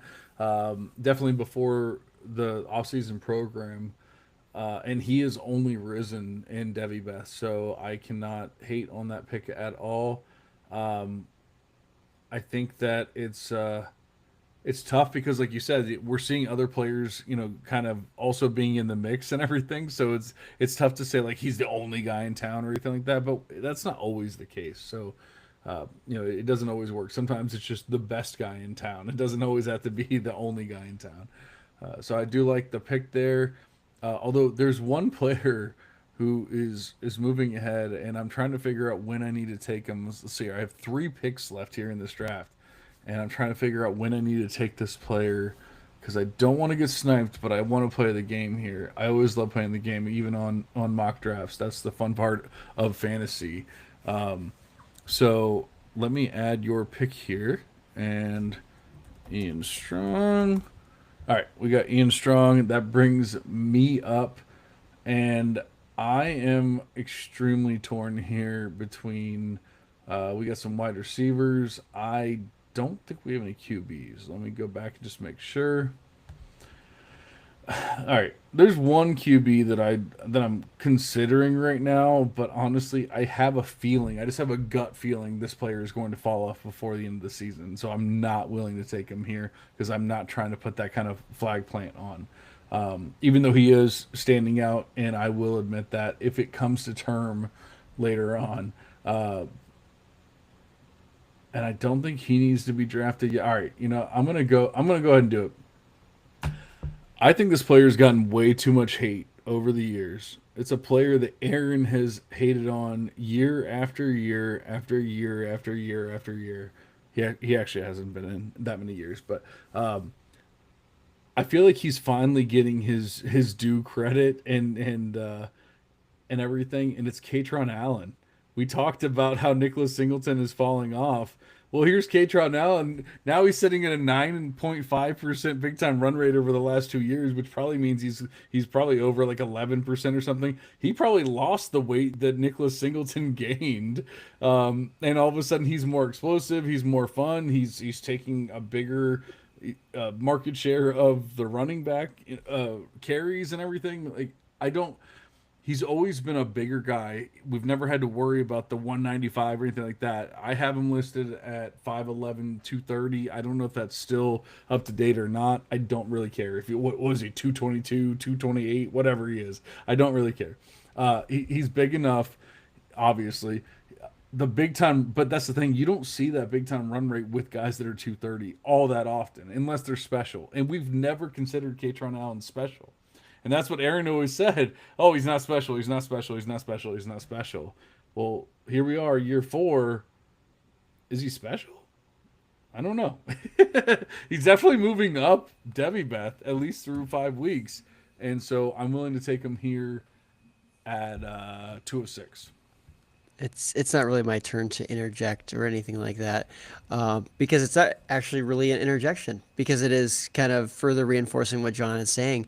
Does he look more explosive? Is he lighter? Yes, he's lighter. He's lost at least 11 pounds. And so he's another guy similar to Jonah Coleman who's transformed his body and really, shown off. Like he's always been an intuitive runner, right? He just didn't really have that burst. He was always kind of that kind of plotter type of thing.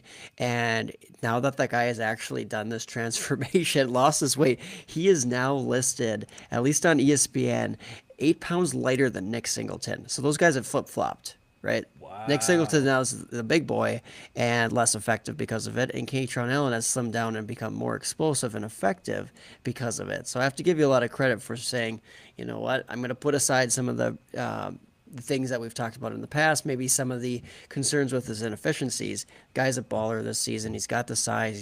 He's got enough feel to the position, and roll with a guy like Katron Allen. So as much as, I don't love it because I've never been a Katron guy.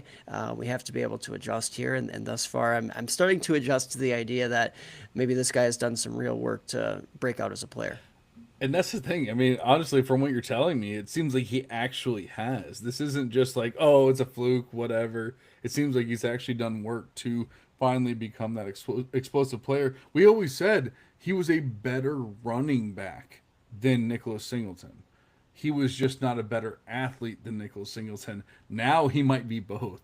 And 100% honesty and everything, he is above Nicholas Singleton in Devy Beth as of right now. Obviously, anything could change before the end of the season. I would say he's fairly substantially above Nicholas Singleton at this point, though. So kind of crazy because he was always kind of an afterthought for just about everyone. I've mentioned him. I will say I have mentioned him over and over again over the years. Like, don't forget about Katron. It's always been like, he's just this, he's just that. And once again, maybe this is the difference. Like it took him saying, It took him, actually like making a difference for his own body and things before we could truly say, okay, yeah, this actually worked out. Because if he didn't make that change, we're probably still making the same argument and everything. So I appreciate the love for my pick. And why don't we find some more love from a video? Who haven't we listened to here? Let's see. Let's hear from let's hear from another big fan of mine, Mike Fiella. What's up, y'all? It's your boy Mike, Daddy's Home FF, coming to give a shout out to the Devy Devotional. It is their 100th episode. Honestly, as someone who watches no college football, I can't tell you if they're any good at what they do, but they're decent humans. They're entertaining. We enjoy them. Y'all love them. I love them. Well, I love Aaron. John kind of sucks, but we tolerate John. We love Aaron. Together, we love what they do. Congratulations, guys. One hell of a milestone. Yep, that's we deal with John. The life of John. the life of John. Just being accurate, being right, and yet here we are. All right, so Katron now in 206, 207. Let's move this along. We're already at 11:30. All right, so man, Andy really screwed me with the Hollywood Smothers pick. He really did. I don't like it. I don't like it at all. And there's no QBs I'm taking. So, I don't know. You know what? I'm going to do it. We're talking about how this RB class is not great. And yet, here we are talking about a bunch of RBs. Maybe it's just the time of year, maybe, whatever it is. But I've always been a Mark Fletcher fan. Always. And I have seen even a step forward from what I thought I would see from Mark Fletcher this year, in a year that a lot of people were like, oh, he's just going to completely fall off, and Jordan Lyle's going to take over. Now I get Jordan Lyle got hurt, so I'm not like victory lapping that or anything like that.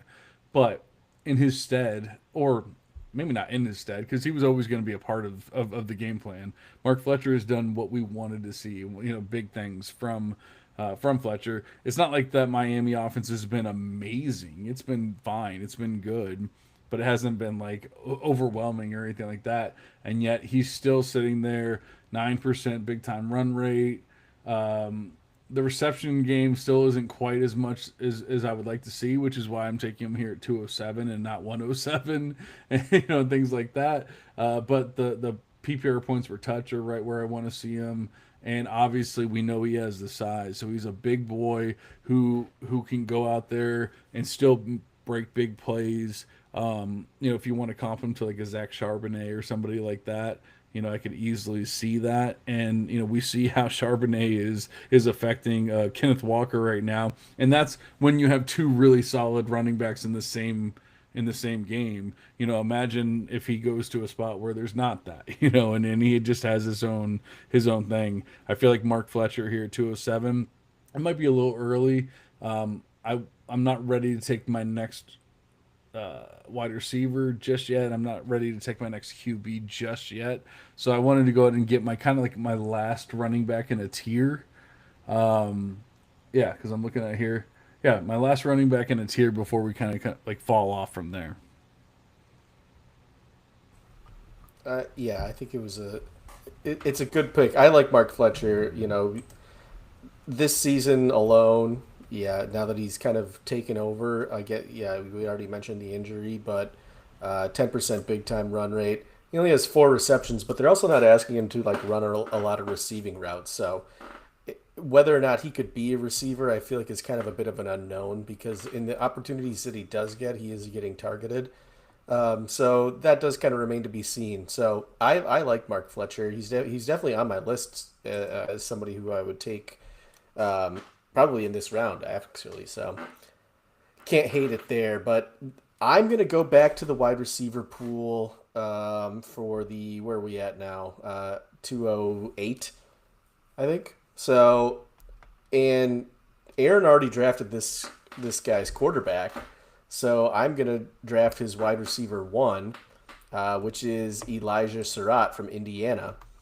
Um, Started out at St. Francis, which is a FCS school, moved up to James Madison, went for 1,200 yards, moved to Indiana for his junior season, 1,000 yards there.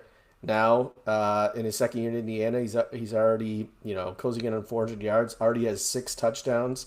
He's playing with another good wide receiver who, you could probably talk about mentioning in this area of the draft as well, Omar Cooper.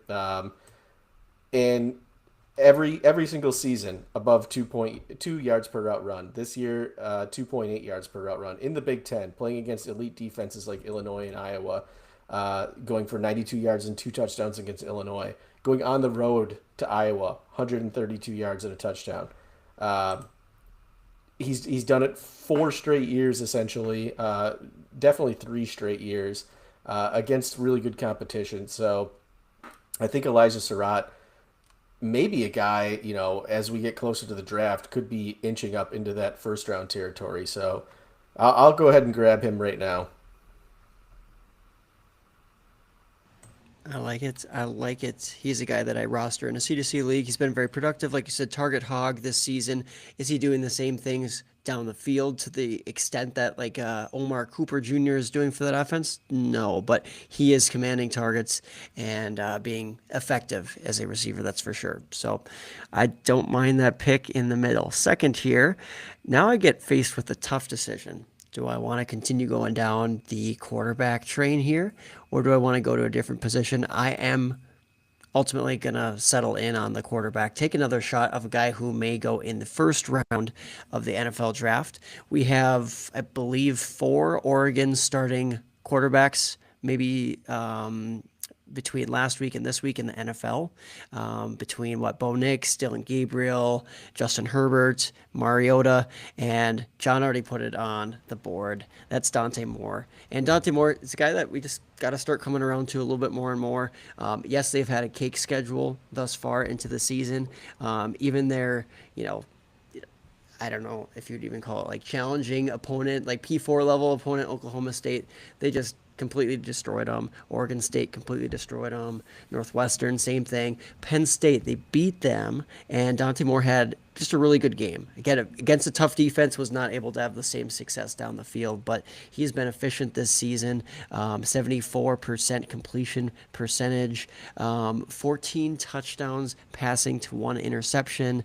He has been running that offense really well. We know that at 6'3", 206 pounds, he's going to get a long look from NFL front offices and maybe an opportunity to also go in the first round of the NFL draft this upcoming year. So Dante Moore is at this point some guy that we have to really elevate after he was a 5-star type of recruit coming out of high school. I know things did not go well early in his career at UCLA.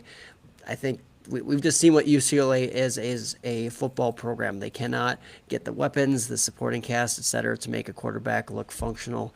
We're finally seeing that out of Dante Moore, who's been patient, waiting last year at Oregon. So maybe a lot of Duchesne's talk, former co-host on the podcast here tonight, and this is another Oregon Duck. He'll love that.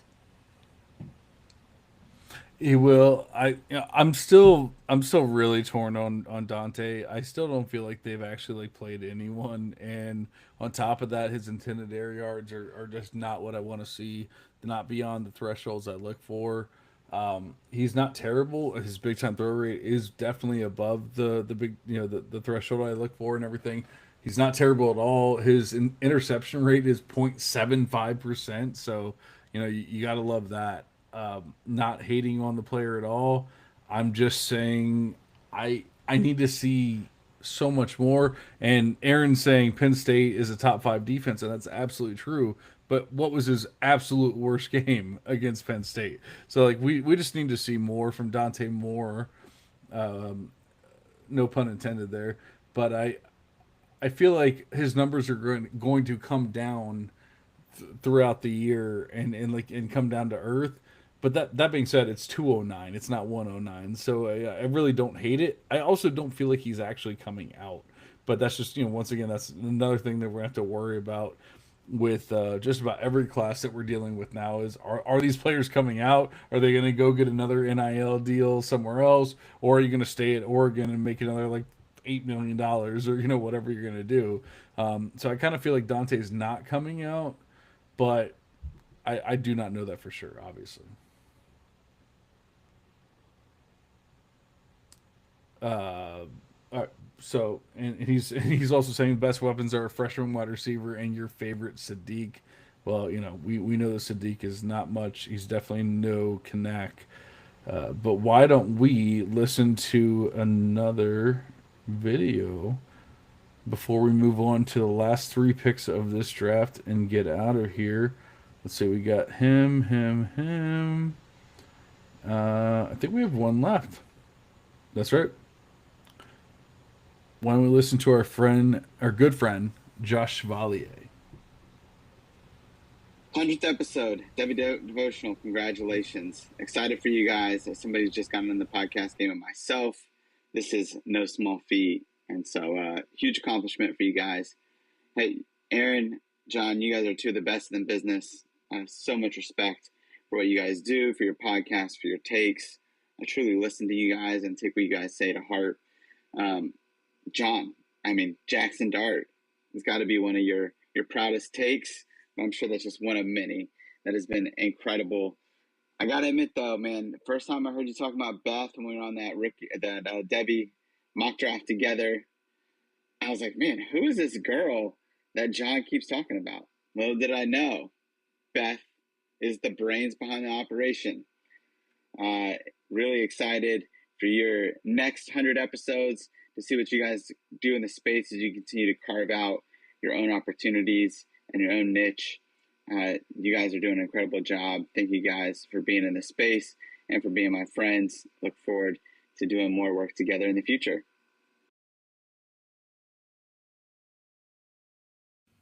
I love that from Josh. Really appreciate him coming on, and he's just a phenomenal guy. Maybe I'll have to go meet up with him when I'm down in Austin, Texas here this next month. But again, appreciate the kind words. So I am up at the 210 here, and let's see. I've had a little bit of time to think about this. I'm just going to go with the Homer pick, who I think rebounds here. He's been out with a soft tissue injury. That is just the classic issue with this player. But Darius Taylor, Minnesota running back, he's been effective. He's been a very solid player, and a potential day two back in this upcoming class. In this class, that's not exactly so solid at the running back position. We've named some guys today, absolutely, but some of those guys might fall off after a hot start. Who knows? I really think that Darius Taylor is going to show that he's a very, very solid rusher, capable receiving back, that's for sure, and he should be bouncing back here after this week. So bouncing back to being a healthy and effective back. So we've seen it before. It's just a matter of health and stringing these things together. So at this point in the second, I will take an upside shot at this back, though I will be very honest. There were multiple wide receivers kind of staring me in the face, even maybe a quarterback or two that I was tempted to take here, but ultimately had to go with the Homer pick, Darius Taylor. Yeah, that's a great pick. The injuries are obviously what pushes him down. Like if he was healthy all year right now, we probably would have had him in the first round because consistently his big time run rate's there. Consistently, he's an awesome receiver out of the backfield. He's got the size. There's really not anything you could say negative about him other than he always seems to miss a handful of weeks. Not always, but I think he played a full season last year.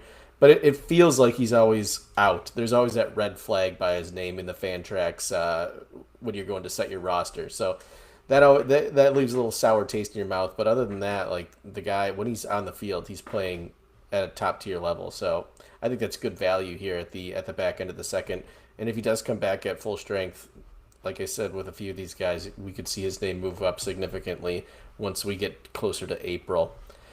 But that would bring me to my last pick. And as much as I'd love to take Diego Pavia here for the memes, I don't think I can, unfortunately. Diego is 24 years old, after all. He will be 25, I think, by the time the draft rolls around. So I can't take him here.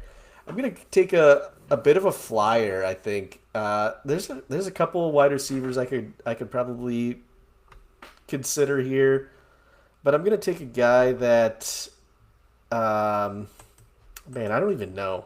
I don't know who I want to do. Let me take let me go with another undersized running back who's been doing really well, and that's Raleek Brown from Arizona State. And this is a huge reach. Like, nobody's talking about this guy in the second round right now. So this is more of a just let me get his name out there because he's been playing really really well against TCU last week. This is his third 100-yard game of the season. He had 130 yards. And he's adding 9 receptions on top of that. He already has 18 receptions for the year. Again, undersized, 195-pound back, but this is what we're seeing succeed in the NFL today. Started out at USC, had a promising start, I'd say, with he had 200 yards his freshman year, but then kind of just disappeared. And now all of a sudden, everyone was talking about Kyson Brown, Kanye Udo, who's going to be the guy who takes over for Cam Scatterbo at Arizona State. Well, turns out it was Raleek Brown. And Raleek Brown, insofar, has done a fantastic job in that offense. So if he can continue up that pace, I don't see a reason why he can't be an early day 3 pick, perhaps even like a late day 2.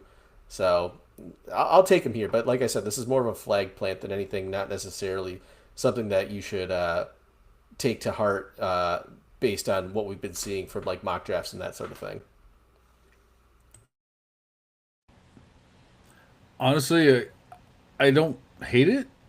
I don't love it. I don't hate it, but it's 211. So I mean, but like the dude is showing out. He really is. As I believe a true junior. It's not one of these like, oh, he's a 5th-year guy and we're hoping for the best or whatever. Is he a 4th-year guy? He's 4th year, yeah. Okay, I thought he was a true junior. Okay, I just remember I remember drafting him, and the C2C boys were not the biggest fans, and yet here we are drafting him at 211, and he's actually like pretty studly, just not for USC where he actually was drafted to. Yeah, I don't have much to add beyond if he continues like doing what he's doing, he's easily going to be worth a second or a third round draft pick in our rookie drafts. So I do not mind this pick at all. And speaking of not minding picks, I'm trying to figure out like how should I close this out. It's our 100th episode. I cannot pull punches. I cannot be boring. I can't, I can't do like I feel like I need to make this the best pick ever. And that puts a lot of that puts a lot on me right here. I need to put a lot of thought into this, and I kind of hate it because there's not that many players that I absolutely love. But you know what? I'm gonna do it. I'm gonna put my stamp. Episode 100. Deuce Robinson. That's what. Oh, I'm sorry. Ahead. I just ruined the bet, didn't I? Go ahead. I thought that's who you were going like at.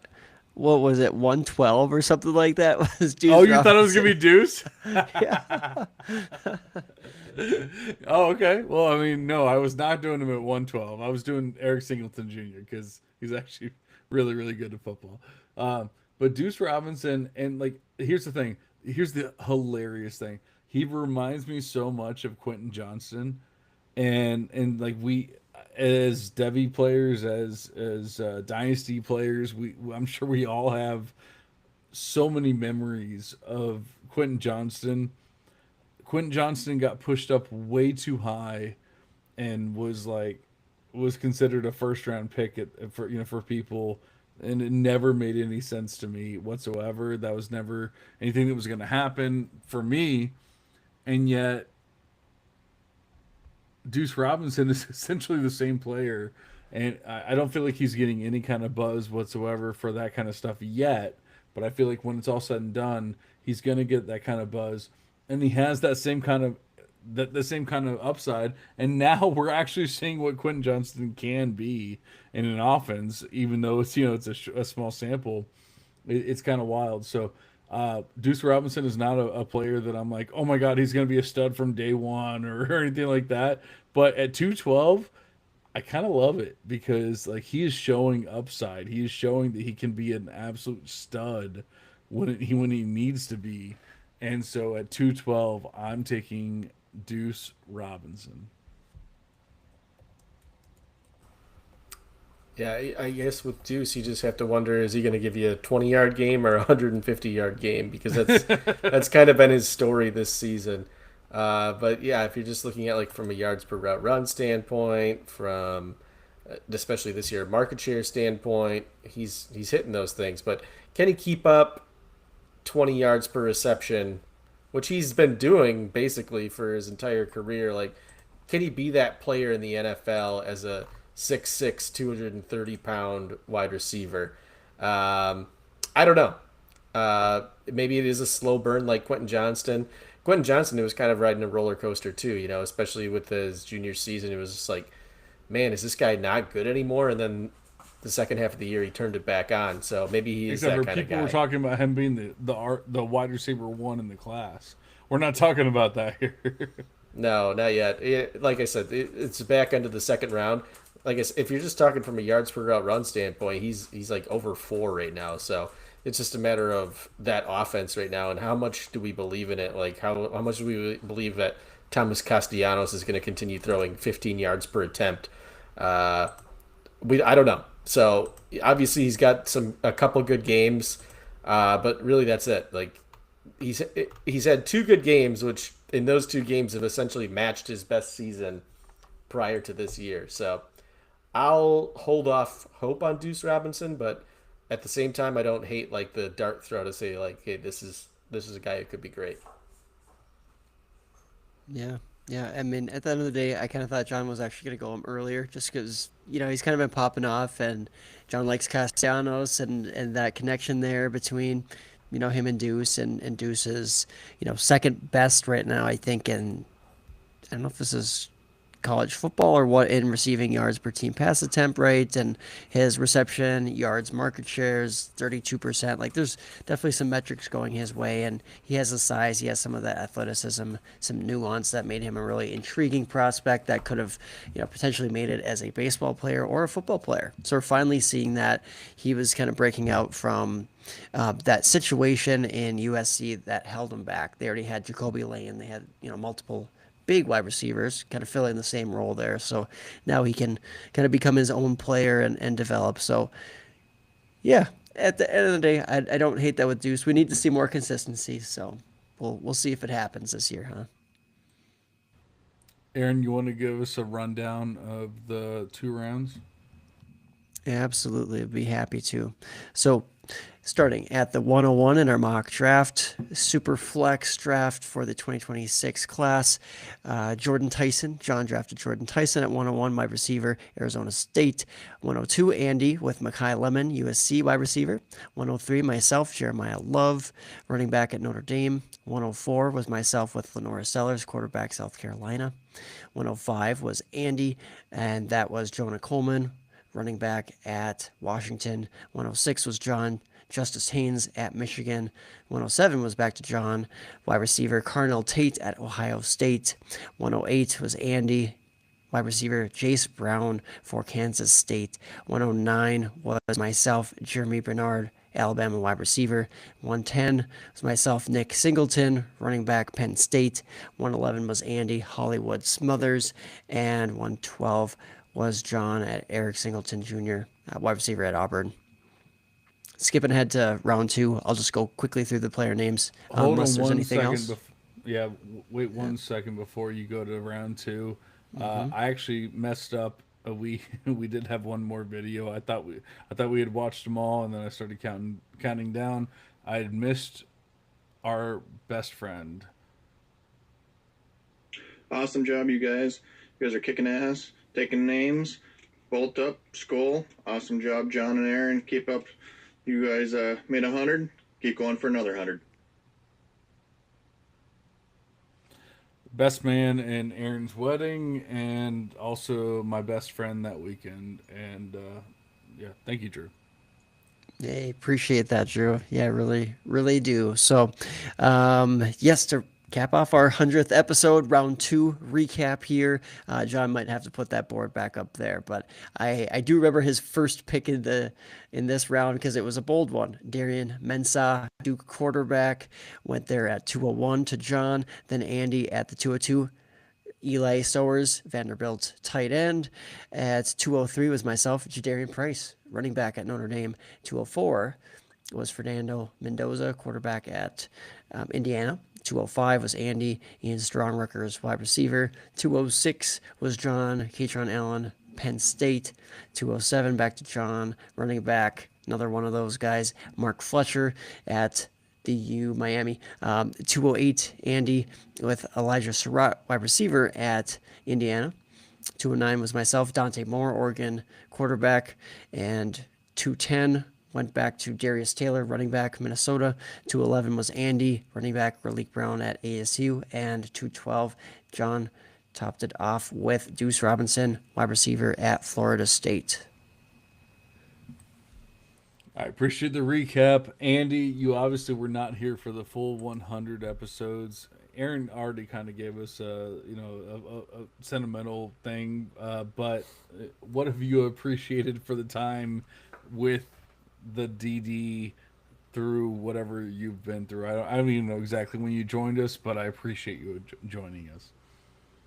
Yeah, well, I appreciate, you guys being welcoming and, making this work because, John and I obviously did a few podcasts before this, and we kept getting bounced around, and we ended up just saying, maybe it would be better if we just combined forces, and it's worked out great, and I can't be more thankful that it's worked out the way it has, and it's fun to come on here every week and talk with you guys just about college football.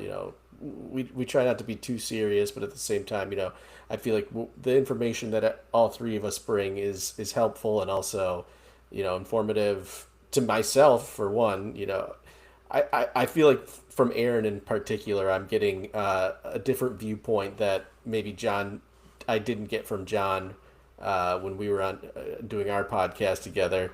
John and I kind of think similarly about a lot of players, so Aaron can kind of keep us in the right lane when he says like, no, this guy's, he does something different or not right, or maybe this guy's better than I think he is, and Justice Haynes would be a perfect example of that.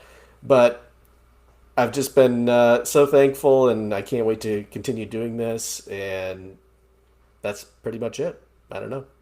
I got nothing else to say. I know. I appreciate the kind words. Aaron, do you have anything? You already kind of gave your 2 cents, but do you have anything to add before we get out of here? Nothing else to add. Thank you, Andy. I'd like to think that we all incorporate some things that are unique and also just very beneficial for the podcast. So love that we got to 100. Let's keep it going here. And again, thank you, John, for putting all those videos together. That was really, really, really neat to see, and kind of a phenomenal episode, if I have to say so myself. I hope so. And yeah, obviously bringing on Andy was kind of one of my main goals from day one. And it had nothing to do with Aaron or anything like that. It was just the second I was doing 2 podcasts, and yes, it was more work, and of course I would rather do less work, but it didn't even have to do with that. It was just I was doing 2 different podcasts, and yet I'm sitting here going like, we have so much information that we can give to each other, and like Andy was saying, Aaron gives us or keeps us in check, or at the very least gives us information and goes, hey, Catron Allen has lost 8 pounds and has done this. Like, your box score isn't doing that, and so as much as I want to, as much as I want to love what we do and everything, you need a guy like Aaron. You need that person, and so it was always the goal of combining the two pods, and it was just, when is it going to work? When is it going to make sense? And it finally made sense, and we came over to DLF and we're like, hey, we have this super pod now. Instead of just two different pods, we have a super pod, and we're going to go ahead and make it work. I try not to get like too sentimental or anything like that, but Aaron, it's been amazing for 100 episodes.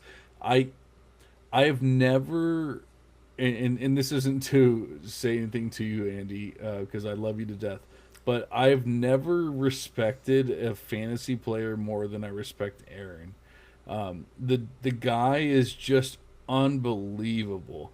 I mean, he, even to this day, he still attacks me like I just started playing fantasy. Like he'll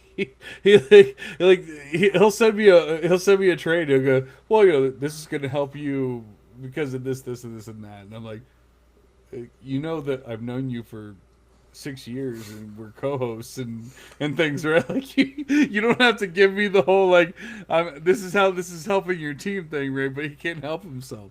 But that doesn't mean that he's not ridiculously smart. And and the thing is, like, we sit here and we have so much fun with the podcast and how smart I am, how smart Andy is, and all that kind of stuff, and yet we never even get into the fact that Aaron is a doctor of physical therapy.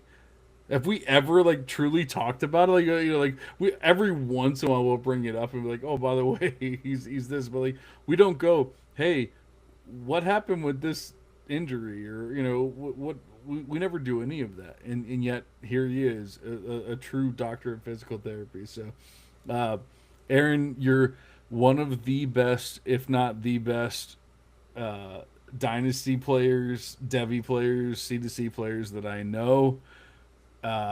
Andy is quickly becoming one of the best C2C player. I'm not in any regular dynasty leagues with him, so I cannot say anything beyond that. But Andy is quickly becoming one of the best C2C players that I know as well. But I've been in more leagues with Aaron, so I'm just saying that Aaron is the best C2C player that I know as of right now. Andy is quickly becoming one of those players. And I strive to be one of those players, even though I kind of always seem to have different goals than you guys when it all comes to, drafts and stuff like that. So all I can say is this has been a hell of a run. I appreciate everyone who created a video for us and, spent the time and just this is not an easy ask of people to, put yourself out there and do all that kind of stuff. And yet everyone did it. Everyone that I asked did it. Except for Corey. Corey, read some context. Learn that when we ask you for something, we're asking for a video. Not no, but the kind words were amazing. Yeah, honestly. Yeah, I don't know what else to say beyond it was just this was such an amazing episode. I know that episode 100 is probably not that big of a deal for some people. Once again, going back to like the DLF podcast that's been going for 1,000 pods and all that kind of stuff, but it's a big deal for us. And I appreciate Aaron. I appreciate Andy. I appreciate Douche, starting us out, but I appreciate Andy for keeping us going. Thanks for those kind words, John, and right back at you as far as, caliber of players. Your dynasty record speaks for itself in all of your leagues, and then obviously C2C has been something you've been attacking, fine-tuning your models, and having some good success both with rebuilds and some competing teams. So excited to see what's ahead for us, but yeah, it's been a pleasure, gentlemen. All right, where the hell do we go from here? Do we just continue talking about college football, or what do we do in episode 101? Because episode 100 was a hell of a lot of fun. Anyone have any ideas? All I know is we will continue doing what we're doing, and If I can actually find my video. Holy crap. Yeah, I had to scroll through like 20 different videos to get to my outro. Andy, I feel like you've been quiet. So you're the newest member, but you're not the least member. So why don't you give us some words of wisdom before we get out of here on episode 100? Yeah, well, thank you guys for everyone who's listening. I don't think I ever thank the listeners, but I absolutely do thank the listeners. And we will be back for episode 101 where who knows what we will do a 2027 mock draft next week. I don't know. Ooh. But we're not going to stop. We're going to keep talking college football, which I think that's kind of just like the joint, it's like the church, that we all go to every week because it is such a fun sport, and there's just a different fandom surrounding it as opposed to NFL, which maybe is a bit more mainstream, but college football, there's just something special about it, and I think that's why we're all still here and why the people that are listening are still listening. So we're going to continue doing that. I'm thankful to both you guys. I'm thankful for the things that you said, and I can't wait to do episode 101 next week. Aaron, just to keep it Debbie devotional and not be too sentimental. Did I absolutely crush this draft? Like, did I destroy you in this draft? Like Jordan Tyson, Justice Haynes, Carnell Tate, Eric Singleton Jr., Darian Mensah, Katron Allen, Mark Fletcher, Deuce Robinson. Like, you can't compete with that, can you? I'm kind of excited to see what's ahead for the rest of the season here, but yeah, we'll see. That's a very good squad, and I gave you guys a couple of easy outs. You didn't have to draft like a Nick Singleton. I took that bullet for you guys. So, but yeah, at the end of the day, very good draft, guys. I don't know. I'm hopeful for mine. I mean, I think that starting off with Jeremiah Love, Lenore Sellers, kind of hard to beat that, even if some of the other guys down the road aren't as good. But I mean, I still have a lot of hope for the guys that I selected. We will find out soon. I will make a graphic if I have the time. I probably don't. But I will make a graphic if I can. And we will get to that and find out what the listeners believe. It's been great. Normally I'm trying to be around the hour mark. We're at the 2 hour and 10 mark. So if you're still listening somehow, we really, truly appreciate you as listeners, as fans. This has been a cool episode for us. This is probably more for us than it was for you guys. So if you're still listening, thank you. But we will be back in your ears as soon as possible. Until then, we are cashing out. See you.